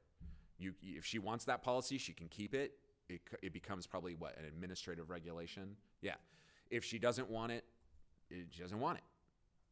And those are the trade-offs. That's the price you pay for getting to focus on what you say matters most. So we've done agenda. We've talked about policy. I know we need to take a break here in a moment. And then we still want to accomplish superintendent evaluation and board guardrails for sure. Yeah, okay, we're doing fine on both those things. Do you have a policy on taking breaks? We definitely have a policy on taking breaks, which is usually about every 90 minutes. So we're coming up on it. We'll take one soon. Yeah. Do we have time to squeeze in the superintendent evaluation process before a break, or should we break before then? I 'Cause think that's the we'll next we'll thing. break before then and come back and do Okay. soup eval and board guardrails. Okay. And probably even theory of action. You guys you're working great. You're going very fast. There was one more thing. I wanted to tie a few things together before we take a break. So we talked about agenda, and we started talking a little bit about time use and then policy review and having policies. And so we have a tool, it's in the manual about how the board tracks its time, and you'll see, there's things in there. I want to give you a page number. Page 22. There are only two things according to our tracker, that are count in your numerator for of the percentage of your time spent focusing on student outcomes. There's only two of this long list of board work items. Okay, they are one. I know you just got trained on. Yeah. What are the two? What counts in the numerator? What count when you're voting on your monitoring, but like what are the minutes that count towards the percent focus on student outcomes? I'll give you a hint. It's at the very top. On page 22. I'm on the wrong page. Sorry. Goal monitoring? Yeah. Goal monitoring and goal setting. Yeah. And you're not going to spend a lot of time goal setting because you've done that. So goal monitoring, goal setting, those minutes count in your numerator. All the other minutes are your denominator with a big old asterisk. And so here is the asterisk. These are the minutes that we pull out of your denominator, that we basically say don't count. The first are legally required minutes of the board. Like, you're legally required to go into closed session on a lot of those things. There's a bunch of topics that you are not to have in public. The state wants you to go into closed session. They're requiring you to go into closed session. And so you can certainly monitor your time in closed session and be effective with your time, and don't drag it on and on and on. But those minutes, we do not count in your denominator.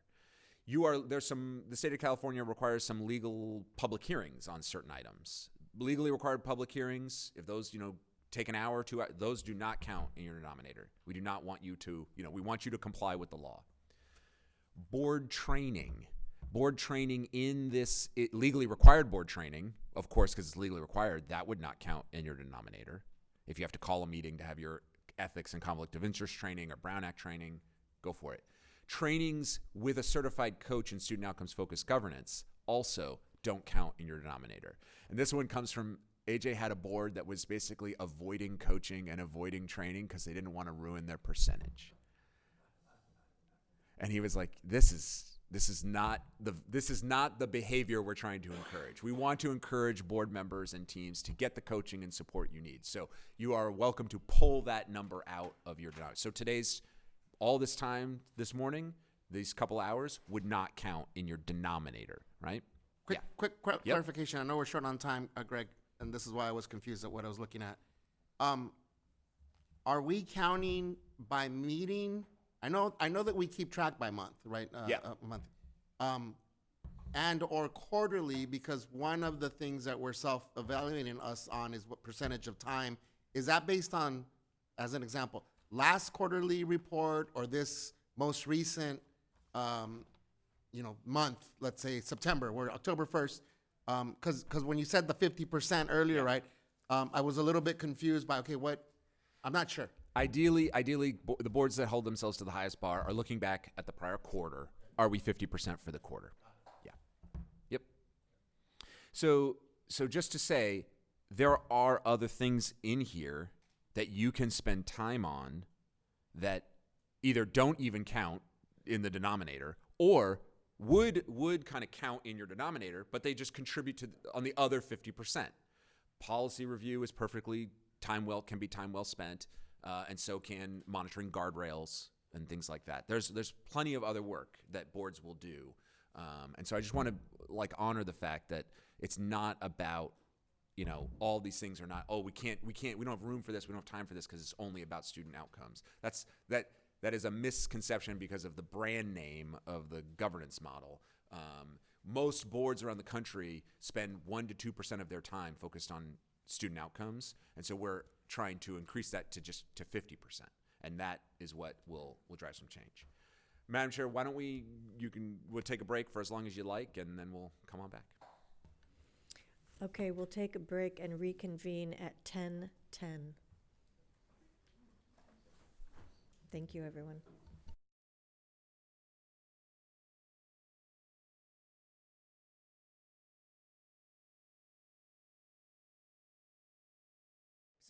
So yes, we're reconvening, and now we're going to be hearing about the superintendent evaluation process and being effective in that. All right, welcome back. To anchor in this conversation, which is, I think, going to be briefer than the prior two, I want to start again in the manual on page 4, monitoring and accountability. Diana, can you find page 4 and read at the bottom of approaching student outcomes focus when you get to page 4 at the bottom? Yes. The superintendent is evaluated only on performance regarding the board's goals, guardrails, and the interim goals and guardrails. The board considers superintendent performance to be indistinguishable from school system performance. So when we started this morning, I asked you what was the difference between board work and superintendent work, and we talked about board work is the goals, the guardrails, and that is that which is legally required of the board. And then we talked about agendas, and that board meetings are for doing board work, and which is the goals and the guardrails, and that which is legally required of the board. And then we talked about policy, and we said the first 2 policy buckets are the goals and the guardrails. And then now here we are at super evaluation, and here they are again. What's our coaching is that the superintendent should be evaluated by their ability to accomplish the goals and honor the guardrails, right? That is what. So hoping you're seeing a theme here, right? This idea of focusing in on the goal, which is why it's so important that those goals and guardrails are the right ones, right? Are the right ones, because when they're not, you'll have those tensions for sure. You'll be like, wait, we said this is what matters, but if it's not what matters, you're going to quickly get into trouble. So in our coaching, there is no such thing as, everybody just loves that superintendent. They are just so lovely and wonderful, and they are just great at their job. And the student performance is declining, and the values are being dishonored, and there's no progress being made. But boy, are they great! Boy, are they just so lovely! That our coaching is, they very well may be lovely, but that does not necessarily mean loveliness is not synonymous with effectiveness. Similarly, the other side is, I just cannot stand that superintendent. I don't like this and I don't like that, and the way they do this and the way they do that. But the data show that the goals are going up, and up, and the monitoring reports are showing that the values are being protected. Like, our coaching is to take away the subjectivity. Okay, and those were 2 very extreme examples, but our coaching is to take away that subjectivity and let the data speak for itself. Is the district accomplishing the goals? Is the district honoring the guardrails? School system performance synonymous with superintendent performance. Boards who take up this coaching sometimes jump all the way into that deep end, and that's what they do. They say, okay, superintendent, this is what we're going to hold you accountable to. This is what your evaluation is. There are other boards that transition to getting there over time, over a cycle or 2 of review. So those are options for you all to consider. And I don't know exactly, but Jeff can probably advise you if those conversations should be happening in closed session. So I definitely want to be really careful in a conversation about superintendent evaluation here, that wherever we get anywhere close to something that should be happening in closed session, we should pause that. You should agendize that later and go into an executive session on that. I had, Yeah. I mean, I've looked at that a lot over time, and I think, so what if something happened like a pandemic? Yeah. And what if something happened like, all of a sudden, there was a policy established at the federal level that said, we're going to arrest as many people as we possibly can, and that therefore we're not going to hit the numbers that we thought we were going to hit. I mean, how do you accommodate things like that? Absolutely. Yeah. So one is I mentioned earlier today, we do not coach gotcha monitoring, nor do we coach gotcha evaluation, right? So if you all of a sudden decide that based on facts on the ground that what matters most, and therefore what we need to hold our superintendent accountable to, what matters most has changed, and therefore we're giving, don't aim for this achievement mountain and don't protect these values. Now we need you to accomplish these things instead. Our coaching would be, then the superintendent's going to need time, and you wouldn't evaluate them for at least 1 year on accomplishing whatever those new things are. Okay, so you don't gotcha evaluate. That's not going to create the conditions for the psychological safety required for any employee, the superintendent on through the system, to be the learner they likely need to be to actually get good at whatever you're asking them to get good at and accomplish whatever they need to accomplish. So our coaching is whenever you put in a system in place of here's how we're going to hold you accountable, this is what we're going to evaluate you on, whatever that is, we would say, okay, a year from now we're going to hold you accountable for that. Our coaching ideally is that you've given them a year or longer to start making progress and accomplishing the goals and the guardrails. Yeah. So I have a question about that, Greg, and it's sort of building on what you just shared, Doug. So I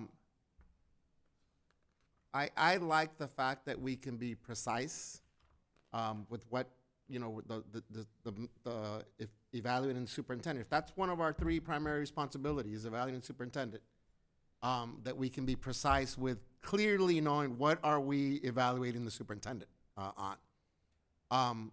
My question is around moving from, and let me know if this is better for closed session, Jeff, moving from procedurally, because we didn't have a policy that I'm aware of to evaluate the superintendent, procedurally from district goals, superintendent goals, and now board goals, which may or might not be one and the same. They may align. There may be overlap, but those are 3 different, both distinct processes by which those goals were established and developed, but then also distinct ways that we're measuring progress toward accomplishing those goals.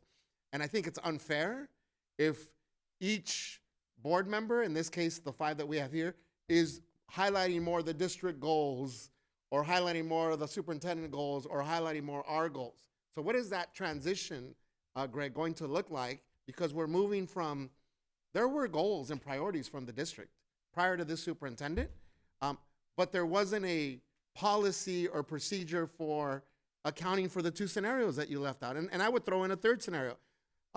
It could be very well be and generally accepted that the district was achieving great success in certain areas.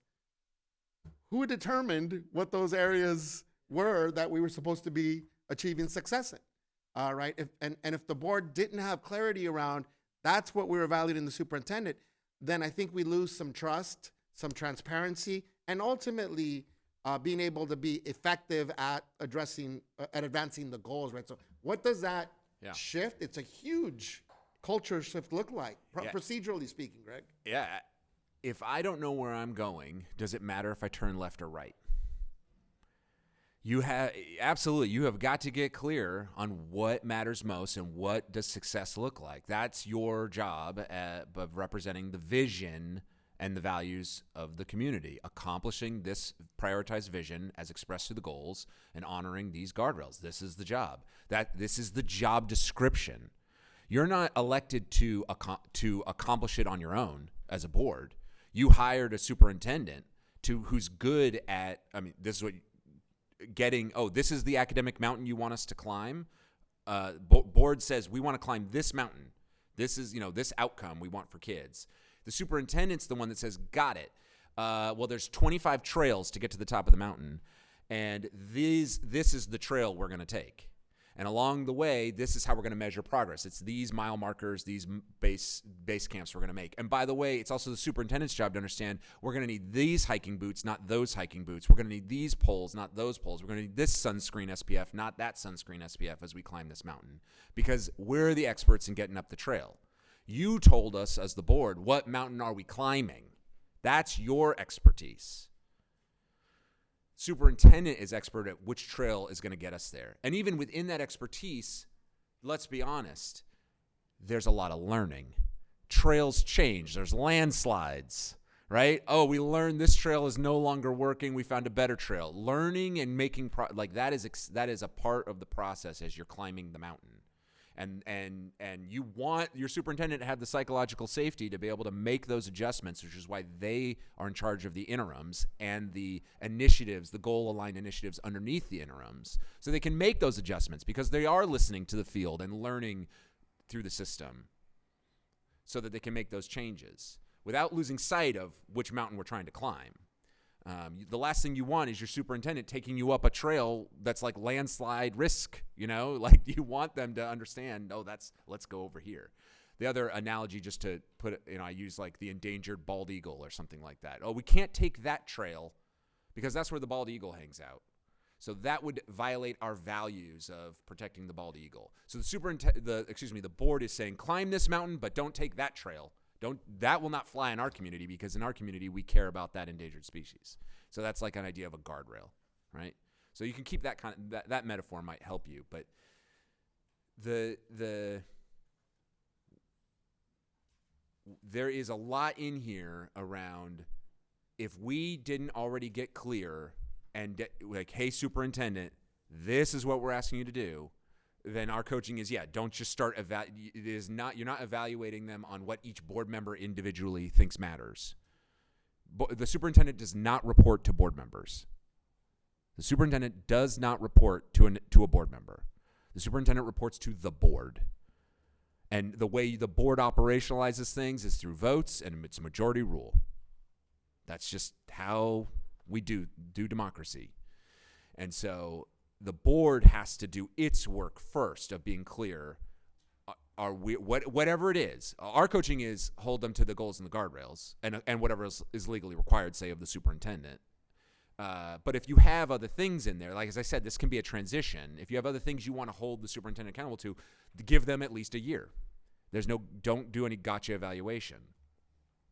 And then the manual, it's on page 24 and 25. It gives you a little bit more guidance on, what does it mean, like when you actually get to it, has the superintendent accomplished this goal?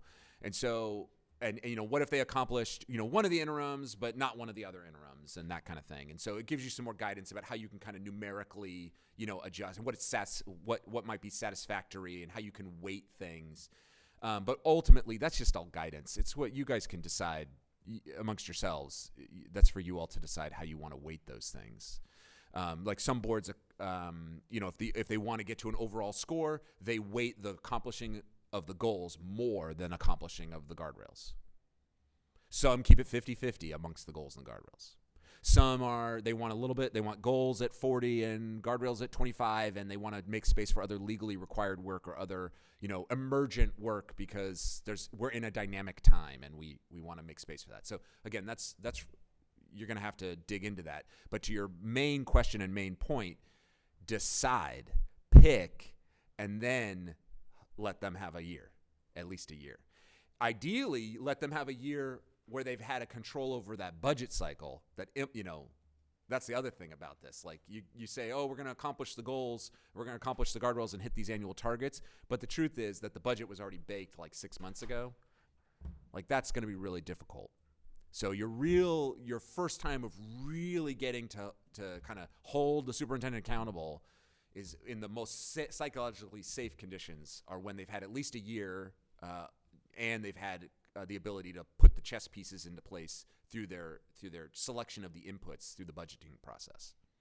And is that done through, whether it's an open or closed session, through an action? Like, again, just talking Yeah. semantics here, Greg. Like, procedurally, do we say in October, November, the board, in conversation with the superintendent, Yeah. agreed on these? Yeah, it's a great.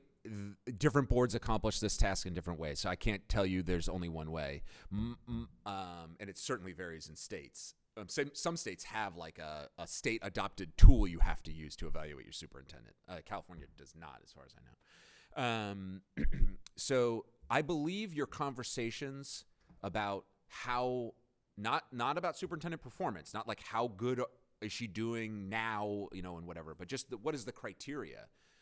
That's a question I think for council on, is that conversation, does that kind of conversation happen in closed or does it happen in open? Some places it definitely happens in open, for sure. It's just a conversation of, hey, moving forward, this is when we go into close and we actually look at, okay, did you hit this one or hit that one? That's definitely closed. But the setting of the criteria, there are definitely boards that do that in conversation and in public. Because it's not about how the superintendent, it's like if you discuss the job description of the superintendent, I'm guessing that's a public document. So it's not that much more different. Yeah, I could imagine, just sharing from a superintendent perspective, a board bylaw. So right now, there's language in my contract around annual evaluation, which is pretty global, and right now does not make reference to student outcome focused governance as the concept of what it is. But from a superintendent perspective, I think a bylaw could be really helpful that codifies the process that I can say that we have engaged in over the last going into 6 years, in terms of feedback, the way that goals are brought to you all, especially in this transitional moment, because in 2020, I started with a set of goals that related to audits and looking at structures and systems of the district, then stepped into the next year around district student outcome focused goals combined with leadership goals. And at that time, the board didn't have a set of approved goals for itself, for the district. And so those district student outcome goals served as proxy for what the board might consider based on analysis of our student data, just like you then asked for additional information going into the opportunity for the board to set its goals. And until all of that was in place, those operated in tandem, and you described it, Dr. Benitez, that there was overlap and then some expansion in district goals. So for the first time in my tenure, I don't have separate goals for district student outcomes. We have the board's goals, and we'll reestablish for this year what that means. If there's to be a bylaw around superintendent evaluation and that criteria, I think that could be a both public and guiding force for myself and the team, me as the person being evaluated, but for our team, that further details the process outside of the contract language, which is not that specific. Great. Can I ask a question, if you don't mind? Yeah. And this actually comes from the cohort work that we've done over the last several years. And it's more theoretical, not necessarily about our district per se. But as we look at, as we've looked at other goals, board goals and guardrails around the country, sometimes it seems like the goals were kind of low bars. And I wonder sometimes when we have an evaluation that is for superintendent grounded in accomplishing goals and guardrails, if there might be a tendency to set lower goals, lower targets for interim guardrails and so forth. And then I'll say for us, I feel like we have set some very ambitious goals. Very ambitious. We're striving for them and we believe we can get there, but they're very ambitious from where we were at the time that we set them. And so I just wonder where that comes into play in an evaluation. You want ambitious goals, attainable but ambitious, and yet now you're holding a superintendent accountable to that. So I'm just wondering what that looks like when you put the two together, the ambitiousness of it and the evaluation aspect. Yeah, thank you for the question. I'll say I've heard AJ share that he just finds that most boards and teams, the second time through, like the second time you go out and do big community listening and the second time you adopt goals and guardrails and set all those targets, and that it gets clearer, gets better, gets easier. and it's hard to really strike the right balance the very first time. What I would share is in our coaching around, like let's take a monitoring report. You all recently monitored, and at the end you voted, I believe unanimously, to accept 2 monitoring reports. Did you accomplish that night? Did the report show you had accomplished the goal? No, you had not yet accomplished the goal, but you could accept it. Did you, were you making progress towards those goals? Yeah. Okay. You were making progress in such a way that you're like, yeah, we're not there yet. We haven't accomplished it, but we're there. So that was probably the reason why you voted to accept the report. And so you could bring a similar lens to superintendent evaluation. You could say, are we accomplishing the goals, and or are we making adequate progress to the goals? Did we realizing, okay, it's not that the superintendent hasn't done a great job with their staff. We've just learned that in order to get all the way to the goal, we just need more time. We need another 2 years or something, because like the percentages need more time to grow. Or we haven't been willing to make the budgetary trade-offs, because that's the other way to accelerate growth, is to cut other things from out of your budget and invest more in the aligned initiatives that are getting you closer to those outcomes. But there literally comes a cost when you make those budgetary decisions that boards sometimes are willing to make and sometimes they're not. So you can bring that kind of a lens to the superintendent evaluation. The third aspect you might recall from the monitoring conversation is, well, we didn't accomplish the goal. We are not making adequate progress, but actually in this report, in this conversation, I am now convinced that we are now going to start making the adequate progress on behalf of kids, because I can see the changes that are happening and the things that are in place now. And again, that's a third layer I would offer you could bring to superintendent evaluation, particularly as you're getting into this idea of aligning SUP evaluation with accomplishing the goals and the guardrails. The other quick thing and I see your question, Dr. Benitez, on monitoring and SUP evaluation in our framework are highly synonymous. In the traditional school system, you are evaluating your superintendent when? Yeah, maybe at the end of the year, maybe once a year, or sometimes never. I mean, there are 14,000 school boards out there. There's a lot of superintendents who go years without an evaluation. Oh, yeah. Absolutely. Okay, you do it twice a year. And what I would argue is your monitoring calendar gives you the opportunity to monitor superintendent evaluation every month. Every month you are monitoring superintendent evaluation. How well are we accomplishing the goals or honoring the guardrails? You are doing micro superintendent evaluation, which we would argue is much more healthy, psychologically safe. The superintendent can focus that month. What do I need to be prepared for? All the things, instead of like everything all at once and it's just like a one-time shot. So just to share that having that lens of monitoring is supporting you to have the data you need. When it comes time to do the annual superintendent evaluation, you will have all these monitoring reports. You'll say, well, how many times did we vote to accept the monitoring report? How many times did we say, no, that didn't hit the criteria, superintendent, go back and do your homework again and bring it back to us. That's another lens into how you can conduct superintendent evaluation. And the other thing I know I need to touch on just for a moment is in 2 weeks from now, you're monitoring an interim guardrail that I believe does not yet have some of the data points included yet. It has still some X to Y, or the targets are not fully set. Got it. Don't have the interim targets. Okay.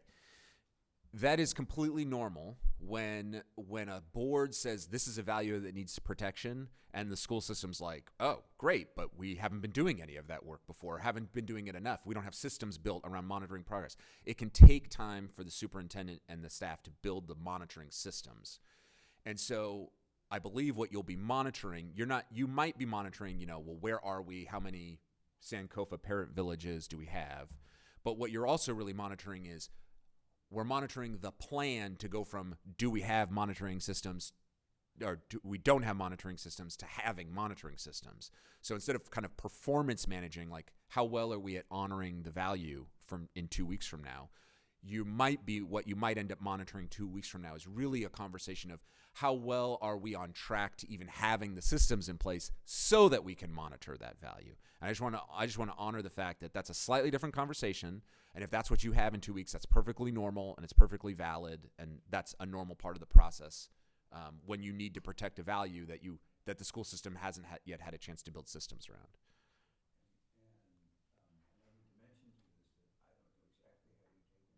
Is, and then there's an election, and you get 2 new board members or 1 new board member, and that board member has not had the benefit of sitting in this meeting or any other meeting, and maybe they got elected because they've got an agenda that they're going to try and do, and so it's out of control. And this is why we love democracy, I guess. But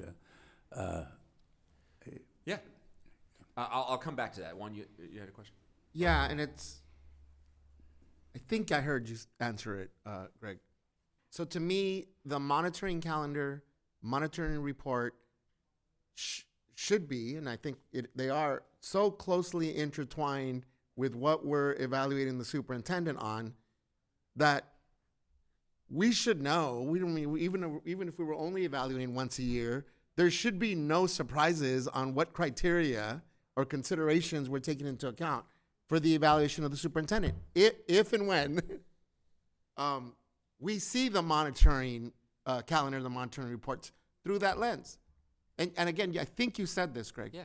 So even if we were making steady progress toward advancing the goals, toward advancing our board goals, I am still using, per the teaching and the resources, these considerations. Does the superintendent understand, and can the superintendent communicate what we're seeing in these monitoring calendars? Because if we're not seeing the growth or the acceleration that we want to see, but there's an understanding of here are the strategies that are not working, there is no I gotcha moment if we're accepting these monitoring reports, right? I'm going to speak for myself, if I had a sense that the superintendent does not understand what strategies are working or not working, How would you vote? I wouldn't accept it. There you go. And then therefore in the evaluation, that should be reflected That's right. from my perspective, right? That's right. And even in that scenario, you're not ending the conversation. You're saying to your superintendent, I'm not convinced. Like, these are my outstanding questions. Bring this back on a future agenda as soon as possible. And then ultimately, what am I doing? Maybe I'm convinced at that moment, and then I can accept the report. And then how the board wants to handle that come annual evaluation of like, well, here's how many reports we accepted on time. Here's how many needed an extra month or two. Here's how many we never accepted. And like how you want to weight that. That's for you all to figure out, how does that get to meets expectations, exceeds expectations. You can decide that. But the criteria, our coaching, is that it's not gotcha. Everybody knows it's how well are we accomplishing the goals and the guardrails, and it's not a big hidden thing. But I just want to be clear that transition can be. I would encourage, just take some time to talk about it. Probably you will. There's definitely a component of this that you can only talk about in closed session. So go do that, and then whatever you put into place, then there's time. It's not, okay, we put it into place and 6 weeks later, that's not the coaching. The coaching is this particularly the summative evaluations come later. Even with the monitoring calendar conversations, these first ones, because you just adopted that calendar, in June, and you've had some first reports, these first ones are really hard. And then as you get through them out into the spring, into year 2, because staff's had more time and superintendents had more time, you get more of that rhythm. Like so many aspects of this work, you're stretching new muscles for sure. So I was just going to acknowledge it's why it's been really important to have 2, in this case, Eric and Diana, representing the board on the what has been weekly, and now we're going to bi-monthly or bi-weekly student outcome focused governance implementation team meetings, because that's an opportunity for staff to interact with you as representatives of the board around all of the mechanics of producing the monitoring reports, answering the questions on the timeline. And it's been really, really helpful since June, or actually since May, I think we began those meetings to really have that regular contact with you all as representatives of the entire board. Not voting on something, but advisement of knowing what goes on behind the scenes relative to the monitoring reports, which is also helpful when we think of superintendent evaluation for you to get a glimpse behind the scenes, even of what goes into those reports connected to my evaluation. Any other quick thoughts on superintendent evaluation before we transition? Okay, so as we're going to transition here to another topic, one last thought, closing thought I have is, so we talked about how our coaching is for the board to consider superintendent performance synonymous with school system performance. We haven't gotten to this conversation with the superintendent and staff yet. This comes later, and it's not board's work, but we have similar coaching for staff and how the superintendent evaluates and holds the cabinet accountable, how cabinet holds department accountable, and how those things get baked into the evaluation systems and the job descriptions. That part of that cascade has not occurred in Long Beach. That happens later. And also, there's no gotcha monitoring there either, and it takes time. But just to put a pin in that our coaching ultimately aims at cascading these ideas through the organization. I want to spend no more, and someone help me on time, give me 5 minutes at max, and it might be less, on theory of action. Theory of action, because I know you want to talk, this came up at 3 months ago when you last quarterly self-evaluated, and it's going to come up tonight. So I just wanted to clarify something about theory of action briefly, just very briefly. So theory of action shows up, I believe, on page 3 in the manual. Yes. Page 3, it is a meeting student outcomes focus behavior. The board has considered adoption of one or more theories of action. I just replaying the video, I have watched this board come to this part of the self-evaluation and say to yourselves, oh yeah, we considered adoption. And you checked that box. And then I think most recently you said, well, maybe we considered adoption, but it's been so long, we haven't considered it recently. Maybe we want to reconsider, before we kind of, quote unquote, give ourselves credit for having accomplished this. And so I just want to be clear that the framework does not require that the board adopt a theory of action. We just simply want you to know about what they are and that you consider having one. Whatever they are, what a theory of action, if you don't choose to have one, the superintendent still can. That's up to them. Okay, so if you choose to if you're silent on it, the superintendent can have all the theories of action they choose. But if the board chooses to have one, or two or three of them, then they become the theories of action of the school system. Okay? The pre-reading I sent you on theory of action lays out a process of, if you want to do it, like here's how you would do it. It's a calibration exercise with your superintendent for sure. So it lays out a process you would engage in. And really, I just want to be clear, it's a special guardrail. It's trying to protect some other special value, an operating procedure value of the school system, how we do business.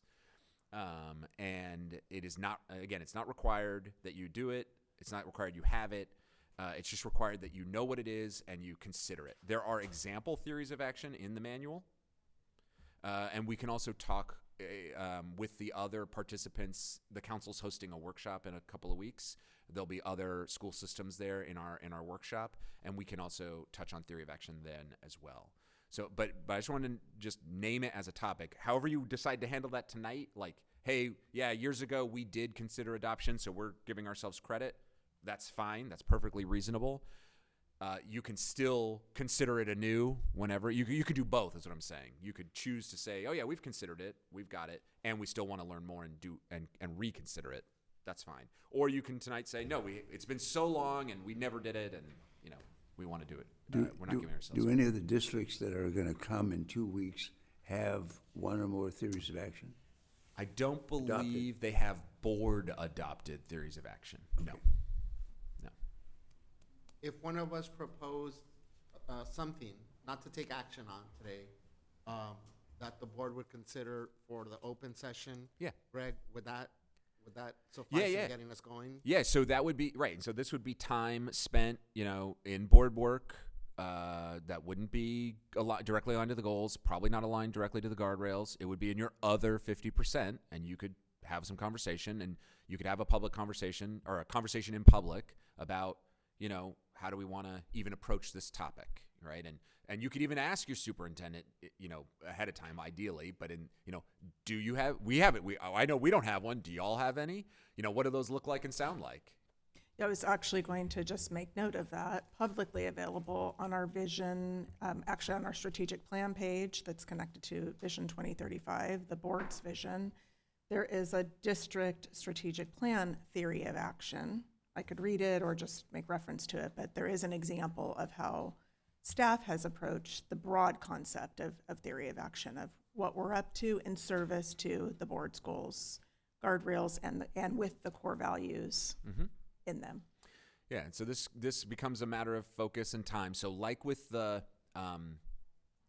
say the guardrails, when you see those interim guardrails, if you're like, those interim guardrails, that's not at all what we were talking about with protecting this value. Like, superintendent, that's not at all what we meant. If that was the case, our coaching would be that the board should rewrite that guardrail and be more specific. So similarly, you could look, that's a starting point. You could look at, in this case, your superintendent does have a theory of action, or theory of action, maybe there's more than one. And you could start and say, hey, these seem fine. They're getting the job done. Where we as a board stopped talking, the superintendent decided to start interpreting, and it's working. You could leave it at that.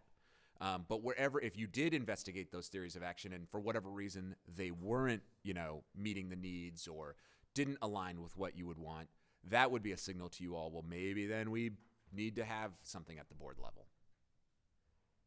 Just for exercise here, Greg, since it's a workshop, thank you for referencing. I'll go back and check those out, Joe. When you're finished, I'd actually like to read it because it represents. So when you're finished, that would be great. Yeah, because here's what I'm thinking, right?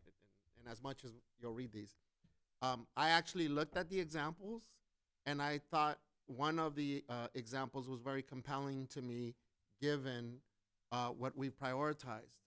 And I believe Mr. Miller even asked a question about this at the previous school board meeting.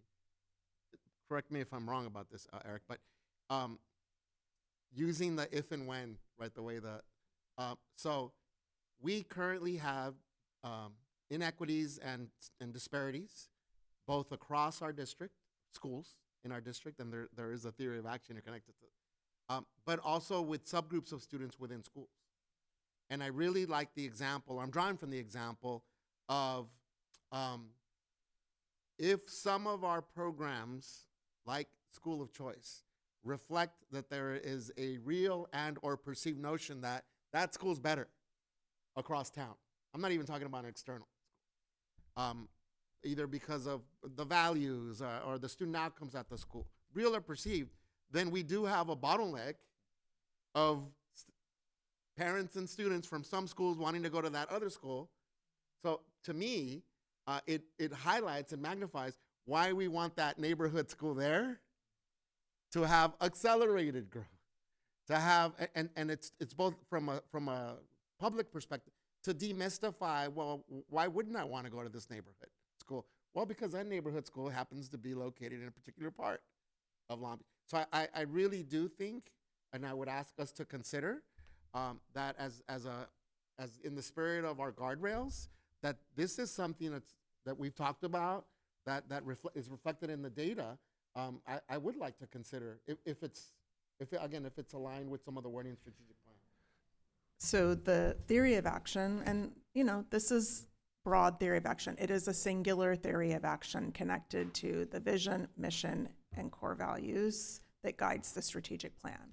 If we commit to providing high quality instruction and culturally responsive and culturally sustaining experiences, removing systemic barriers to student success, partnering with our community, and embracing liberatory mindsets and practices, then we will fully support all students, especially our Black students, to thrive in learning, life, and career. For example, not trying to be perfect, but just saying, that is a guiding light to the work of the 9 strategies in the strategic plan that are then in 4 themes, so that actually you can see the connection to that theory of action in the context of those 4 themes. So what I might, because I know we're going to transition to board guardrails, but to close out theory of action, what I might offer is you could do a both and. You could, if tonight you decide, in the past we have considered adoption, we're good on that one, but we can also build into the implementation timeline a plan for, when over the course of the next, when is the right time, and either later this fall or maybe it's early in the new year, that there's time on agendas to and what that would look like to consider, to learn more about whatever's currently happening with theory of action, to consider other ones, have the conversations, and follow that kind of process that's laid out in that pre-reading document. And then can we do that work in our biweekly timeline implementation meetings? Consider that? We can do Or definitely do some work planning work. The actual consideration of a theory of action is probably going to be an open session, public conversation. Absolutely. Yeah. But we can work it into the timeline. Yeah. To me, that fits in with the work that we do in the committee. Absolutely. And so Okay. we just captured a next step out of this workshop, right? That will influence the timeline.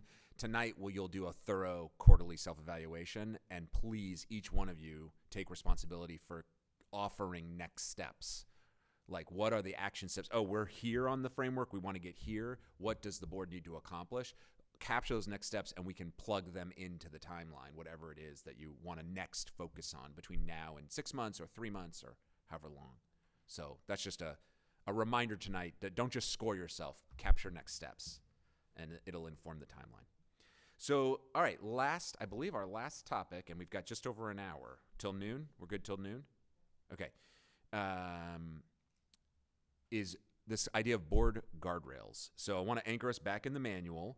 Who hasn't read in a while? Eric, you haven't read in a while. Can you read on page 3, Values and Guardrails? This is a mastering student outcomes focused behavior. It's the last one on page 3. Yep, no problem.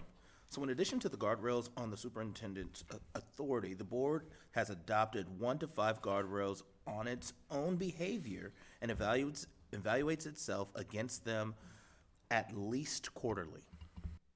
All right. So the work over the next hour or so is in service of accomplishing this, okay?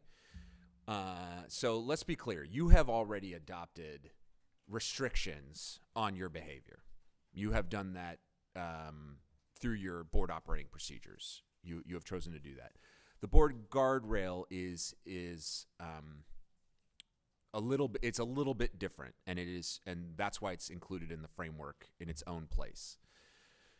So, just like with guardrails for your superintendent, board guardrails are prohibitions on what the board can do or what board members can do. They say what you shall not do. And just like with your superintendent, why they're framed as, the board will not or the superintendent will not is because it creates more freedom. That is the idea about the negation language. It can be a little counterintuitive, but that's the spirit behind it. Is that when I know that I have a goal to accomplish and I just can't take this one trail up the mountain because it would violate my bald eagle value, I'm still allowed the other 24 trails of all 25. Like I have freedom to choose. I've asked this hypothetical question in different ways, and some people, I don't get the expected answer, but I'll try here. Who would you rather work for? The boss that tells you exactly, do it like this, exactly like this, only like this, and if you don't do it exactly like this, you're in trouble. Or the boss who says, hey, accomplish this goal. You just can't do this, but as long as you get to the goal, like I got your back, you're good. Like, who would you rather work for? I would say number 2 for the creative license. Yeah, most human, and it's not. Some really do like to just be told exactly what to do, and I can understand that. But many of us, like humans, value our freedom. We crave it. We want freedom. We want agency. We want choice. We want options. And so the negation language is what reinforces that. So instead of telling me when I show up at a school site and I have to do because I have to follow all the rules in the bylaw because I don't want to get in trouble and all the things, like, how can I frame that as, like, as long as I don't do this, I'm good, and I can be be myself. So I will say, I want to say early in this conversation that this idea of a board guardrail, I know you just adopted your board operating procedures. And like I said earlier, you're always going to be reviewing those. You're going to create a plan to calendar them and review them regularly. And you can consider over time, maybe we want to change some of these operating procedures. Maybe a guardrail would be actually more helpful if we want to trying to maximize freedom in some cases. Now, you're going to ultimately always have both. You're going to have both. You're never going to get rid of your operating procedures. You're going to need those. But our coaching is that the board consider adopting 1 to 5 board guardrails. And another real big reason on it is for the other part that Eric read, which is you get to then, once you have them, you can evaluate yourself against them at least quarterly. What is it like? What do you think happens when a board in public, because California does not have a closed session allowance for board members to evaluate themselves in private.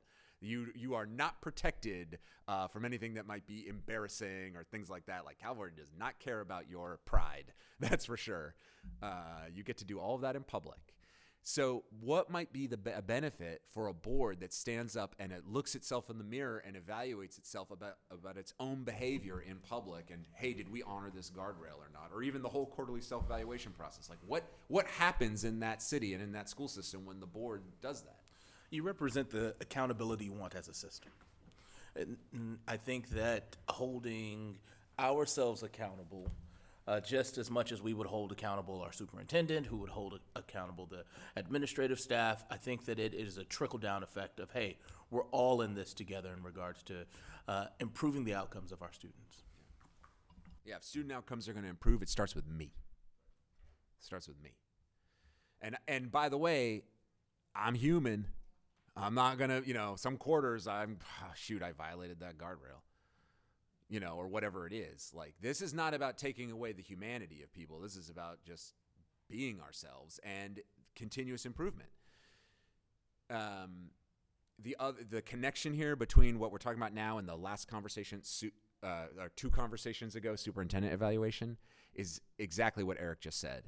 Our coaching also on superintendent evaluation is that the board self-evaluate beforehand. Before you hold up the mirror to your superintendent and say, hey, here's where you're doing great and where you're not doing great and what you can improve on, hold the mirror up to yourself. Within 45 days, the framework actually calls for it. Within 45, at least, not 60 days, not 46 days, the 45 days, if you're going to evaluate your superintendent on this date, 45 days prior, take a look at yourselves is what we're saying first. Hold yourselves accountable first before you try and hold others accountable. So that's part of our superintendent coaching, but it also gets into this.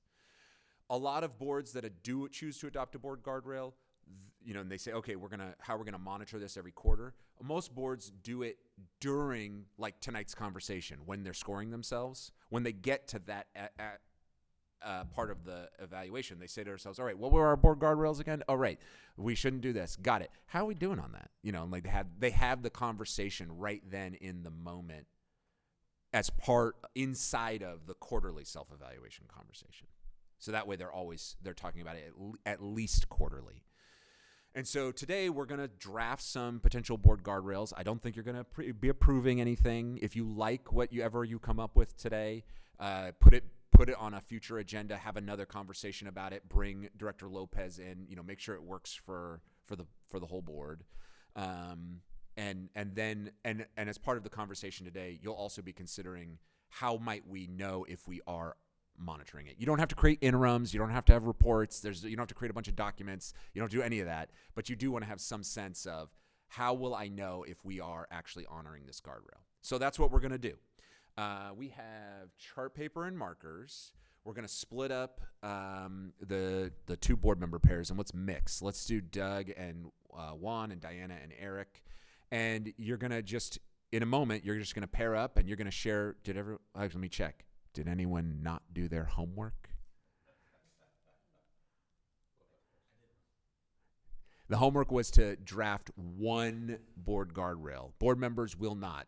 Fill in the blank. If you haven't done it, you got 10 seconds. You can think about it. What's something that's bugging you about how the board behaves that you want the board to stop doing? That's kind of the prompt. And so you're basically going to get into pairs and you're going to just each share whatever you came up with, and you're going to come to consensus on one or two that you think would really help the board focus. That's it. And just the board will not, or board members will not. Those are your 2 sentence starters, and you get to fill in the blank. Board members may not bring UCLA water bottles to the dais. Hey. In that case, I say all of us, instead of matching up with each other, Greg, just share them out loud. You got, yeah. Well, if people want to briefly share, we won't discuss them, but if people want to briefly share what you've come up with, but I do think the aspect of coming to consensus, it'll go a little faster if we break up. So, Eric, do you have your actual one? Yeah. I had a couple in concept, and I guess that was the reason why I was looking forward to kind of workshopping it, because I looked at 3.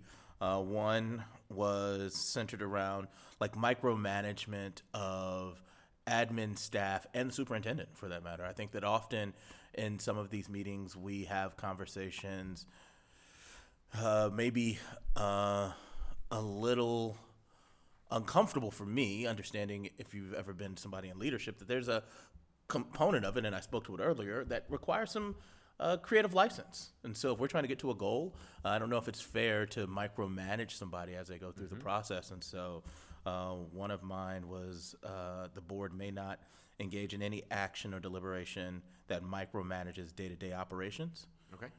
Thank you for sharing. And let's just keep sharing. You don't have to give any context, but thank you, Eric. But what else do you got? I had one that was very similar, and that would be that board members would not delegate operational directives or responsibility to anyone except the superintendent. And I think that goes along with, micromanaging. Okay. Anyone else got one they want to share? Yeah, I'll just read. No context. The board will uphold, I got the nod in there. The board will uphold the community's vision and values as well as board goals and guardrails, and not try to circumvent, weaponize, manipulate, and or misrepresent community values around student outcomes and success for or against specific segments of the community, and or pit one subgroup against another. All right. I got one more. Okay. The board will not attempt to change current goals and guardrails based on community vision and values around student success without widely and authentically engaging with the community for their guidance and input. Okay.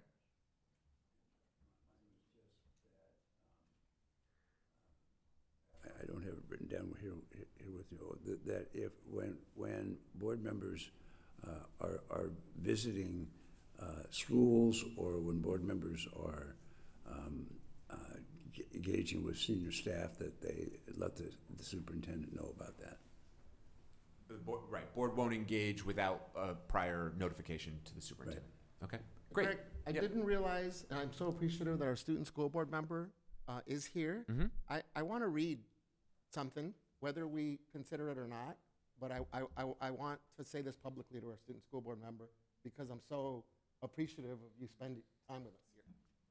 The board will not pressure, intimidate, force, and or attempt to persuade student school board members to participate in and or speak for or against a particular issue, take a particular position, and or stance on policy, program, etc. Yeah. So thank you all for sharing. So these are all potential board guardrails. Our coaching is to formally adopt at least one. At least one. Definitely no more than 5. Same idea with the superintendent guardrails.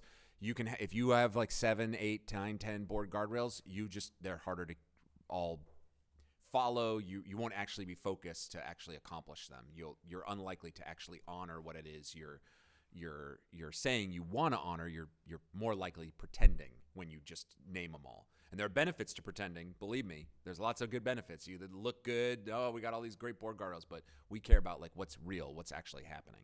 And if everything's important, then nothing is important. The other thing I wanted to mention is some of those ones that you lifted up, directly align with accomplishing other aspects of the framework. And so that is not uncommon. I just want to honor that generally, like with our superintendent guardrails, if you needed a guardrail that said the superintendent will not violate the law, our coaching would be, you're probably better off shopping for a different superintendent. Like, that's probably not an effective guardrail. Like, if that's the level of what you're at. So similarly, like, if you need a guardrail about something that you're already aiming for in here, maybe you need that guardrail because you really need to focus in on that aspect of it. So there's already in here, all board members and the superintendent agreed during the most recent self-evaluation, that would be tonight for you all, that none of the board members have given operational advice or instructions to staff members. Right? That's already in there. But it's a mastering level behavior. That's hard to do, to not do that, right? To not give all that advice or talking directly to all the other staff in that way. And so you all might just say, you know what, we do need a board guardrail. We need to like extra focus on something like that. So that I just wanted to honor that that's appropriate. Some of the things you lifted up are in direct alignment to accomplishing other things here, and that's allowed. But on the other hand, if you know it's already in here and you know you're already going to focus on it, maybe you don't need a board guardrail around it. You know, I'm just saying that's for you guys to decide. All right, so now we're going to have two pairs and a trio. No, we'll do another. You get to pick a staff member to work with. No, you know what? I want some. Diana, you're going to work with a staff member. Let's do Eric and Naza and Dr. Benitez and Doug. And Diana, you'll work with a staff member. And just share. Staff, you weren't asked to come up with any board guardrails. This is not your work. But just come to consensus on, listen to Diana and hear what she has to say. But there's chart paper. Whatever you come up with, one or two of them, write them on chart paper. Take like 10 minutes. Okay?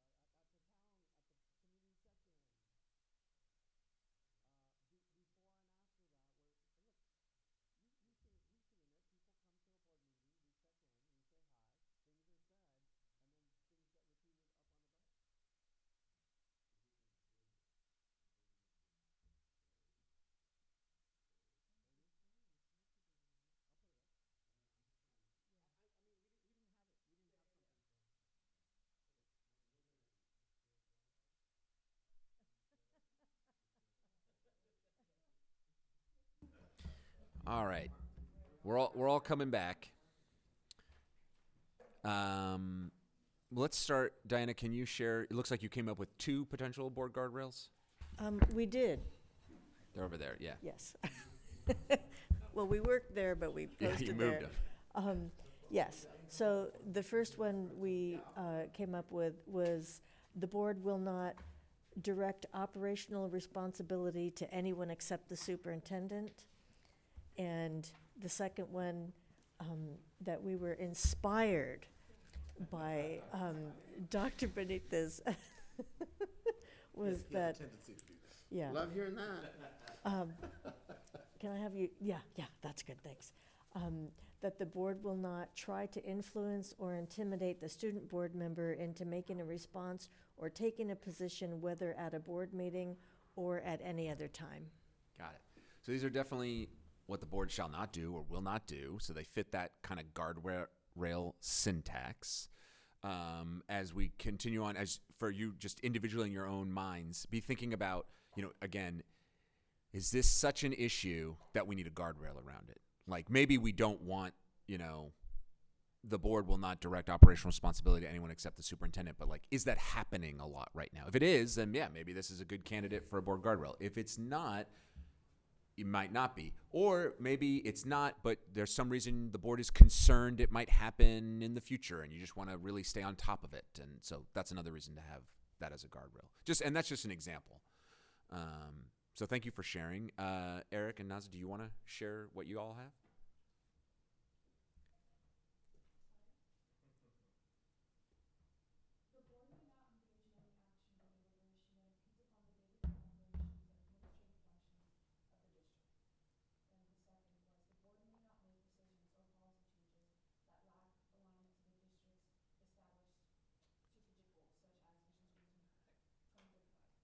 Got it. Thank you for these. This comes up for me, what comes up for me as coach is this notion, which we haven't talked about, is unintended consequences. So I just want to name this. These might work perfectly fine, but if you're not allowed to engage in an action or deliberation that impedes upon the day-to-day operations of the administration, are you allowed to change the student outcome goals? Because I promise you, if you change the student outcome goals, that's going to change some daily operations of your school system. So it's my question. So what? But clearly, that's not what you meant. Right. Yeah. So what did you mean by maybe? So I'm asking you to speak more specifically. What did you mean by daily operations? Yeah, so I shared a little bit about this earlier, where I think that there have been a number of conversations here at the dais where we have either requested data and or have had expectations of staff that have gone so far from where the strategic goal is, but it's more from like internal curiosities. And I don't know if it's fair to the team to be requesting of some of that information. And I think that it also deters us away from some of our larger strategic goals. And so that's where both of those goals were. And then also, I believe you adopted a bylaw around when the superintendent receives requests that they think are outside the scope and of a certain like level of burden, right, in terms of creating, that the superintendent has the ability to, I think, bring it to either the chair or the board, right, to be agendized as a. So that's an example of potentially bringing something out of your operating procedures and codifying something as a guardrail. Which is perfectly fine use of guardrails if that's what you'd like to do. We have another one. Where did I offered you something, but where is this one currently landing? I'll defer to Doug. We were noodling on trying to convey civility, but we couldn't really word what that meant. But I was just trying to keep notes. So Doug, if you want to sort of convey your sentiments, I don't want to speak for you. I thought about the idea of disrespect. It's all vague. I don't know that it will accomplish anything, but except to make a statement that that's the way we want to operate. Yeah, and this one comes up a lot. The board will Sure. be kind. The board will be respectful. I wouldn't go that far. Well, whatever it is, but just The coaching would be, I would encourage you to don't imagine, watch back your videos. You have videos of board meetings. What did board members say and do? What did the board say and do? Those are the behaviors. And get clear on the next level down of specificity that you're saying, this is the thing that I want not to happen. Yeah. And don't worry about whether it's called civil or uncivil or respectful or disrespectful or whatever. You need to get to, because otherwise what's civil to me and what's respectful to me may not be the same for other people. But we understand that. Among the things that we talked about were,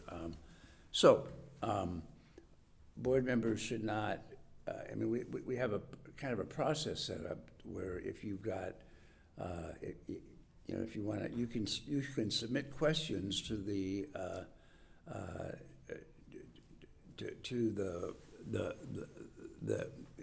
you can to the administration and expect to get answers ahead of time, but but it's a waste of time to have questions asked that would have easily gotten answers, especially when you say, can I just, what is this all about? And if you would have asked somebody, you would have heard what it was all about, and we wouldn't have used up that time.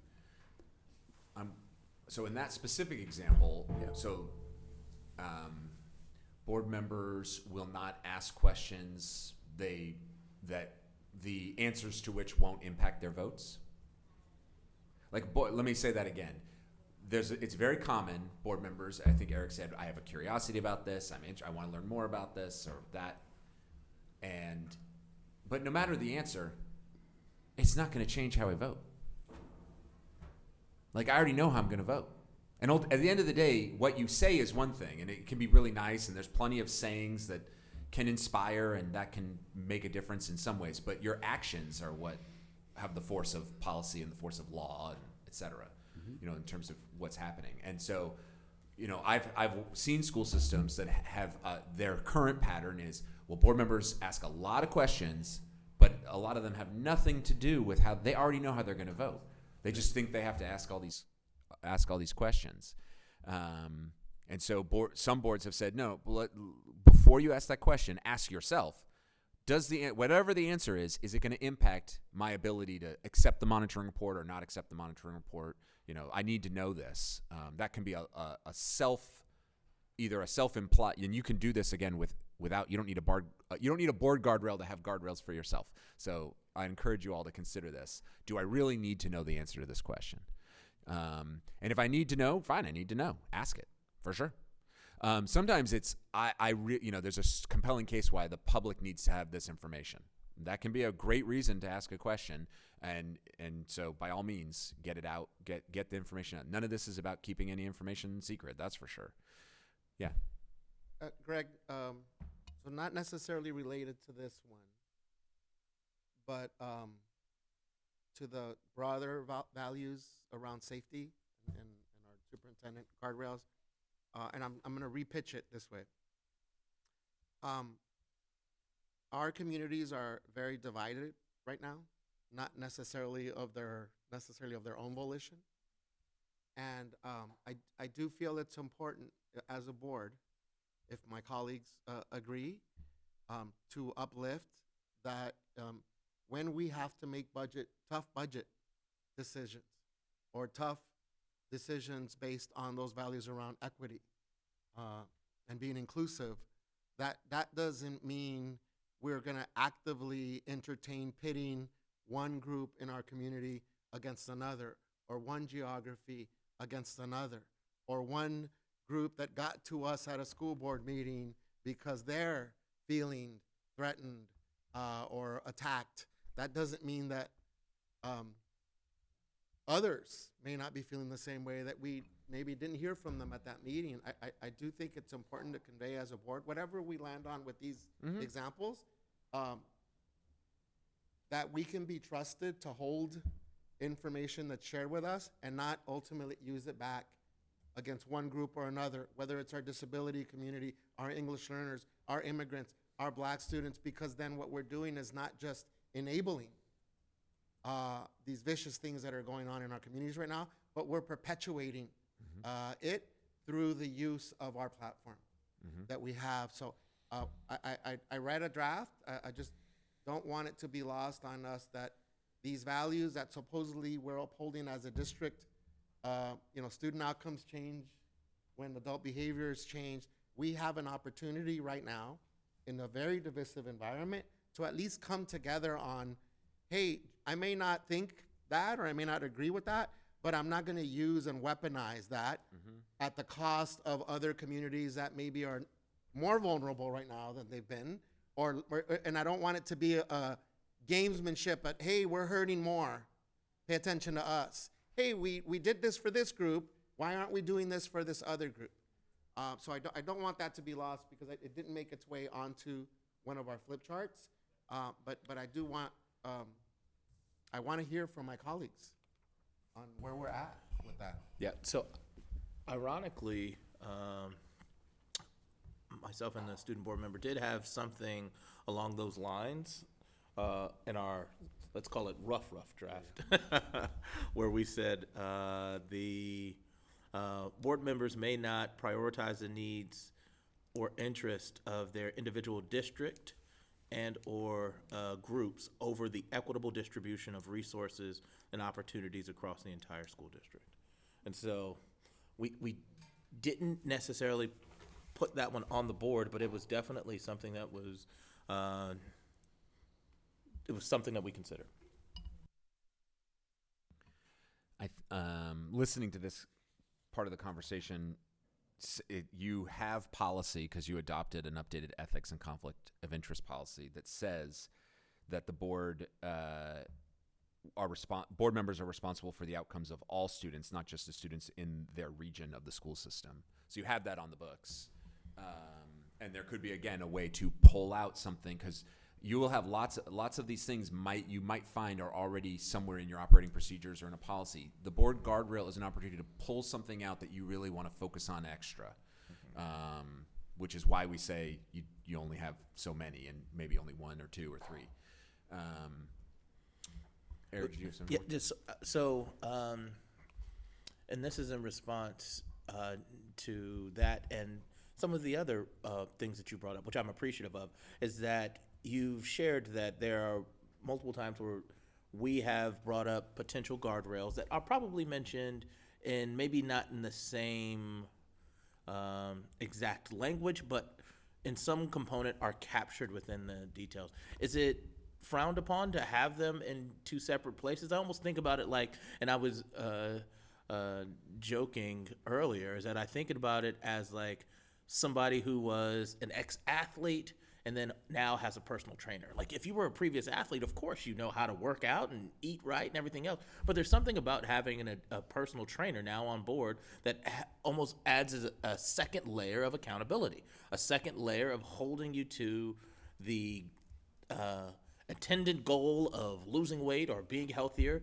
that you've set forth as a person. And the same thing with, I like to think with these guardrails. Well, yes, you're absolutely correct that we already have language that refers to equitable distribution of resources. And yes, we have guardrails centered around making sure that, no actions impede the work of staff, but having it also there on the forefront of our guardrails, I think just add a second layer of like who we are and what we believe. Would you agree, disagree? It's a perfectly fine use of the tool. The tool is a guardrail, and to elevate something out of all the other things to focus on is a perfectly fine use. It can also be something completely new that only exists in your guardrail. It's totally up to you. And what I would say, though, is whenever you have kind of the both, you might want to send at the end of your guardrail kind of policy that you end up stating, you might want to make a choice on, like, if the two are ever in conflict, like, this is the one is prioritized and the other one will be, worked on and adjusted. And you could decide which one you want to elevate, I think our coaching would be focus on the board guardrail and then adjust the operating procedure, say, if you needed to, as you learned, that if there was any conflict between the two statements. or it's less to be a conflict. It's more to be an unintended consequence. And you can have unintended consequences of the board guardrails, and you can have unintended consequences of the operating procedures. So as you're learning about those, you'll speak more clearly. And in the meantime, you might have a sentence that helps give guidance to the board how you're going to give each other grace, and which one are you working on and asking the board to prioritize. We heard all of them, I believe. Did you have something you wanted to add? I'm reflecting on the core values as established in Vision 2035, which is the board's approved vision, the portraits as well as core values, and thinking about the connection as I read just the ideas that have been shared and those core values. And it might be a good cross-check to think about how the core values are represented by the board in the guardrails as well. Yeah, how is the board honoring those values and protecting values by putting limits on its own behavior? Yeah, to make even labeling them associated with the guardrail, because the premise of student outcome focused governance is that when behaviors change, so goes the organization, in my own words. And I think about how we are all as adults and in the adult portrait across the district working to embody the core values and the elements of that portrait. And the modeling that you all do in the boardroom is so important to this. And so whether it's using the language or at least in many cases, we have tried to map things that we're doing as staff to those values and elements, might be a good exercise or opportunity to just amplify those core values. I definitely recommend continuing this work when the entire board can be together, so that everyone has that opportunity. It's worth taking the time, even if it takes another month or two, so that there's time when everyone can be together. Some next steps could be a board member could type these up there, and share them back off with people, or and then maybe type them up and offer any quick adjustment. You have only 5, so you could consider all 5. Another board member could volunteer to cross-reference them with the core values if there's any connections there they want to offer. But ultimately, someone, one or two of you probably need to do some work on these and bring them back. And the bringing them back might look like, we can. I thought more about this one. I don't think this one. I recommend team. Let's leave it. It was typed. I typed it up, but I don't think we should actually move forward with this one. Or this one. Here's a new one that as I was working on this and I looked at those core values, I really wanted to offer this one. We didn't discuss it that morning with Greg, but I wanted to put it on the list. And you're going to just need to have another conversation because we're running out of time, and I know we were all hoping that everyone was going to be able to make it this morning. I'm happy to volunteer, Madam Chair, if you need someone to type these up and send them back with thoughts to our board. Yeah, I would appreciate that.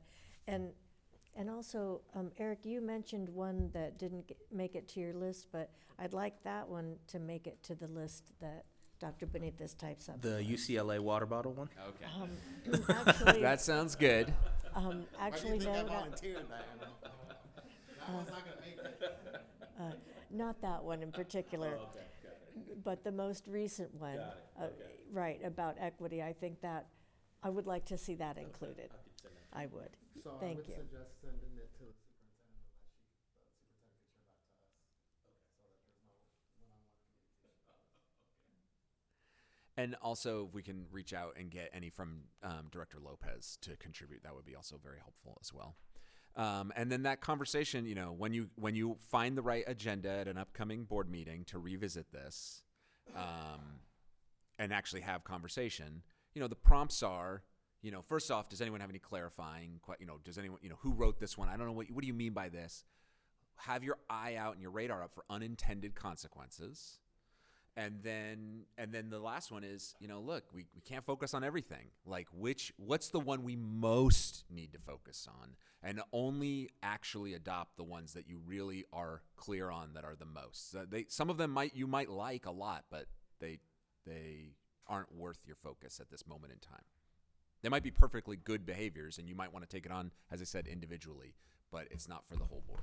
Yeah. What is the coaching or experience that you've observed in other boards in talking about on a regular basis, like reflecting, not evaluating themselves, but I'll say, for example, when staff thinks about norms and meetings or ways that we are setting conditions for how we collaborate, we often do a reflection on that through an exit slip or through a way of tracking our progress.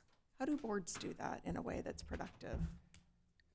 I would say boards do it in different ways depending on what it is they're reflecting on. But if in terms of board guardrails, yeah, so board guardrails, so that's the other prompt. And maybe, Dr. Benitez, we can work too as you type it up, send it to me, because I can, when you share it back out, which you don't have to wait to the board meeting to share it out to your colleagues, we can put some of these questions on as well, like read these with this lens, which gets at how would we know? How would I know if the board honored this guardrail or honored this guardrail? And like, what would it mean to honor this guardrail really well? What would it mean to violate it? What would it look like? And that's part of the reflection conversation with that. In terms of, real quick, Dr. Baker, in terms of reflecting on how well that monitoring conversation went. That generally looks like the board member who volunteered to score it, to like have some time, oftentimes right before the next monitoring conversation. Let me take a few minutes. Let's talk about real quick the last one. And you can put on the agenda, that every monitoring session starts with a reflection on the prior one or something like that. Doesn't have to be a separate item. And that board member can say, hey, we were at this % overall, and in this area, this was the nature of our questions we were the strongest at. This was the nature of our questions, like I mentioned, like the ask orientedness we were the weakest at. Does anyone have any ideas of what any of us could do differently, to make progress on that? So that's one. So that's a way to reflect on the monitoring conversation. Obviously, tonight's quarterly self-evaluation is a way to reflect on the entire thing, the whole framework. We do offer that every once in a while the board could do a 360 evaluation, which is different than a quarterly self-evaluation. And we have a process for that. That's completely optional, not required, but over time, we can talk more about that. We also have the same option for the superintendent, if the superintendent is interested in a 360. And those can be very reflective processes as well. There are some, the strongest boards will, I'm not sure it's not in the councils. Let me see if I can find it. Because it's a fun challenge, and I'm happy to challenge you all, because you're in many ways early days into this work, and you're already focusing. A lot of today's conversation were around mastering level behaviors. So I'll lay down this gauntlet if I can find it real quick.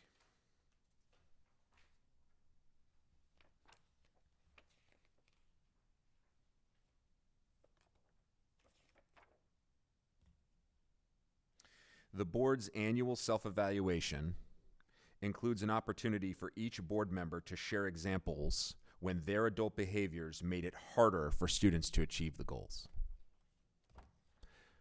So there are school boards out there who at least once a year hold up the mirror individually in public and say, yeah, there was a time when I did this, and the benefit to me was, and the cost to students was, and it may have made it harder for us to actually achieve our goals. So that's another aspect of the reflection. That is not in your framework, to be crystal clear. That is not the standard, but there are districts that choose to additionally hold themselves up to that. Yeah, I asked a question that took that had nothing to do with the goals or the guardrails, and took a lot of time for the staff to produce a report on, and it turns out I was already going to vote yes on it anyway. It may have made it harder for my school system to achieve its goals because my superintendent was then spending hours and hours on something that they didn't really need to.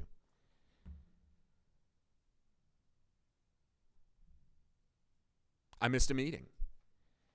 May have made it harder for my school system to achieve its vision. I wasn't there to participate in the monitoring conversation. I don't know. Board members you can reflect on all sorts of stuff. As I move to close, because we got about 10 minutes, I want to take a minute to harvest the learning. Like, what did we do today?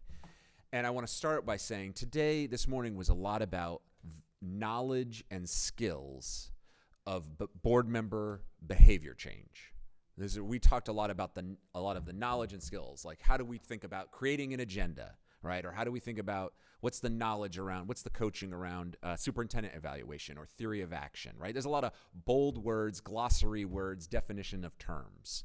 And then we talked a little bit about, the skills of it, like, well, even just recently, like how would a board member in the moment, like the skill of reflecting, like what are the prompts I might use?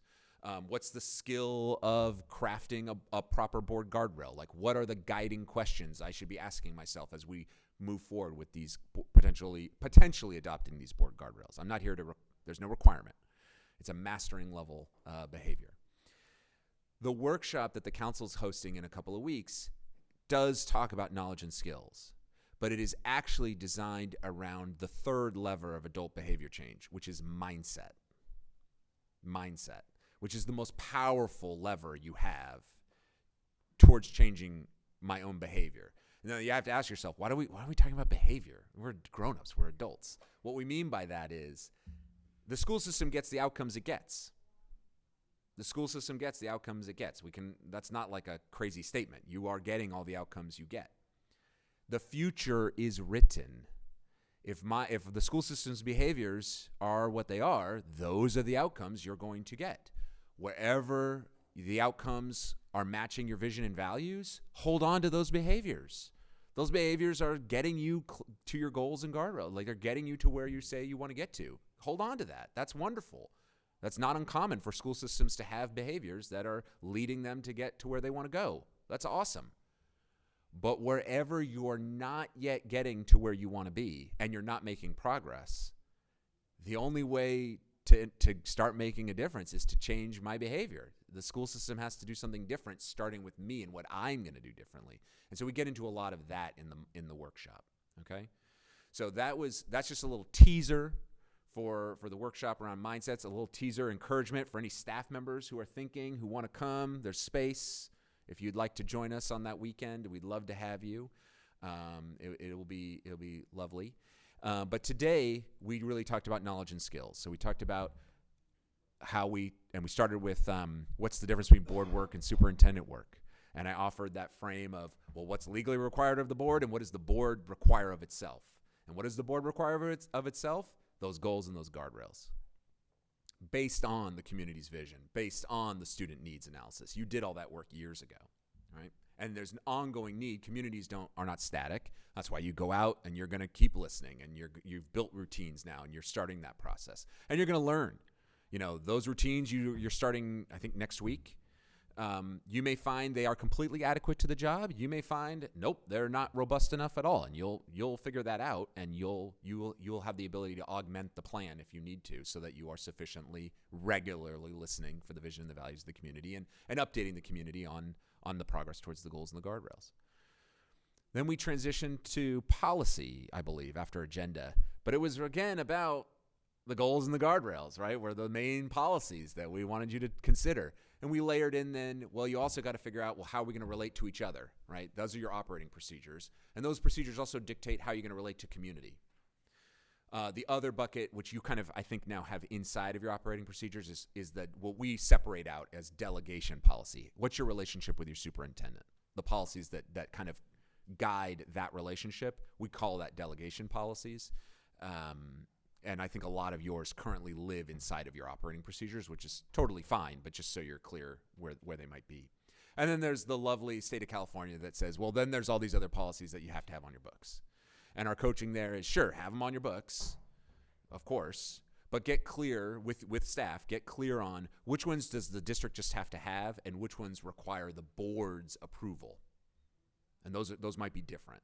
And then even after that, you'll probably have other policies on your books that aren't state required and nothing to do with the goals and the guardrails or your relationship to community or your relationship with each other or your relationship to the superintendent. And we would say, it sounds like superintendent work.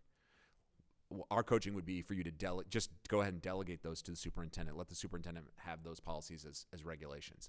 When you do that, which we call it's a diet, it allows you that opportunity to focus. Dr. Brina has brought up, like, we have all these policies. When are we going to actually monitor them?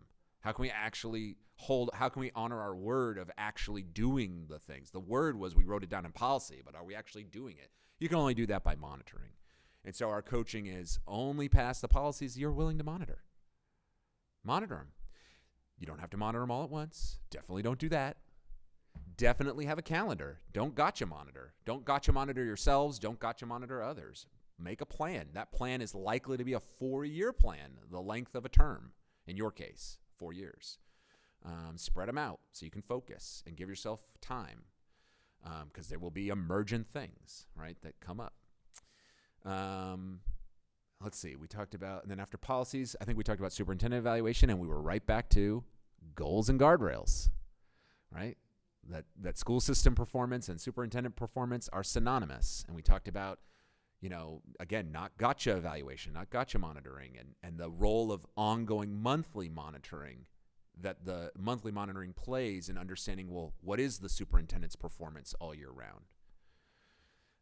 Then I think we touched lightly on theory of action, and we've got a couple next steps there, I think, of doing some learning more about what the superintendent's theory of actions are. And then after that, somewhere in there, we took a break. We came back and we talked about, and before we got into we did superintendent evaluation and board guardrails. And you have some next steps on that. So now we're at the end. We only have a couple minutes, but if you all had to sum up with all the things, we talked about a lot of different things. We crammed a lot in this morning. If you had to sum it up in one word, I'm going to come around, just share in one word. We're going to go around the circle. So I'll start over here. Yeah, Brian, I'm giving you another 10 seconds. If you only had one word, what are you taking away from this morning? What's coming up for you? If you only had to say it in one word. Clarity. Expectations. Busy. Focus. Values. Synergy. Synergy. Community. Community. Clarity. Process. Thank you all.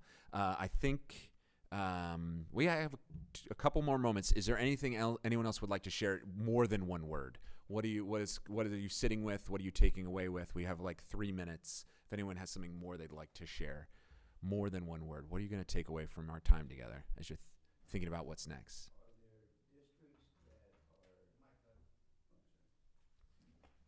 Are there districts that you consider to be involved with best practices? And if so, which ones, are there models you can go out and look at? The short answer is yes. There are definitely districts who are models. The longer answer is humans be humaning. And so most places where we coach, people have strengths, people have areas of growth. And so just like yourselves, most boards have parts of this work that they excel at, and most boards have parts of this work they need to focus more on. As I've said before, you all continue to have some really strong muscle around effective monitoring. That happens to be a place. Like if other boards were asking me, hey, where am I going to go to get better at monitoring and the questions being asked, you've barely received any coaching around that, and you have some real natural instincts around that. Mm-hmm. But in general, for board leadership, best practices, are there districts that you can point to that? Sure. Yeah, and we talk about those things in the implementation timeline meeting, and you'll also, if people get more involved with like the council has their conference coming up this fall, there are opportunities to learn from each other for sure. Anyone else would like to share what's coming up for you on all these topics? Do you want to take a moment to just give a preview to the October 11th and 12th, specific to our board in terms of preparation? I know, of course, they'll be with other board members and other staff from other districts, but just anything that we should be thinking about. Oh, yeah. About the upcoming workshop. So I already shared it. It leans heavily on the mindset aspect of it, and that reflection, modeling that reflection of what opportunities to reflect on what can I do differently. There's no specific pre-work or anything like that. You can, you'll probably get a fresh copy of the manual, but you could bring your manual. You can review it. I probably will send one email either later this week or early next week that might have like a 3-page document on it and a 2-minute video to watch, just because some people really like having pre-work, but it's not required. Don't worry. And there'll be opportunities to hear from other districts. Also, just for any member of the public who's particularly interested in the topic, the Council of Great City Schools website has some information under topics about school boards. We have produced the SOFG framework with a number of meeting materials, but that's on the council's website as well. So Yeah.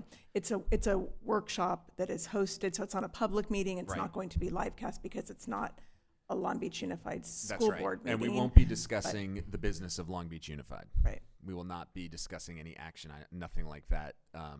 It's like a training, like as if the California School Boards Association put on a training and you went there. It is not a public meeting. Though, if your public is interested in having the workshop, we are happy to come back and help, and we can provide that. So, and just to be clear, the cost of that for Long Beach is almost entirely included in what you've already contracted the council with. The costs of that are, reproducing copies of the manual and a few other materials, and the travel in expenses of the two facilitators. That's it, which is pretty low given the bang for buck. They're generally like $25,000 experiences, and you would be there for chump change. I think that's it. We're at And noon. we don't Yeah. have to travel. So that's the other benefit. And you don't for have to travel. us picking, That's right. Yes, and it's outside Yeah. of work hours, so it doesn't conflict. That's right. You all, by Long Beach and the council partnering together, you also got to prioritize the dates that the other district folks who are traveling in had to work around. So yeah, the more you all prioritize this, the more you get it built around your needs. We're at noon. I'll turn it back over. Well, thank you so much for being with us this morning. We all look forward to being with you October 10th and 11th, and also our community engagement, which is Monday evening at the Assistance League. I believe we're starting at 6 o'clock. Yes. And the public is welcome to come to that. So thank you, everyone. We will reconvene at our public meeting at 5 o'clock this evening. We're adjourned. October 11th.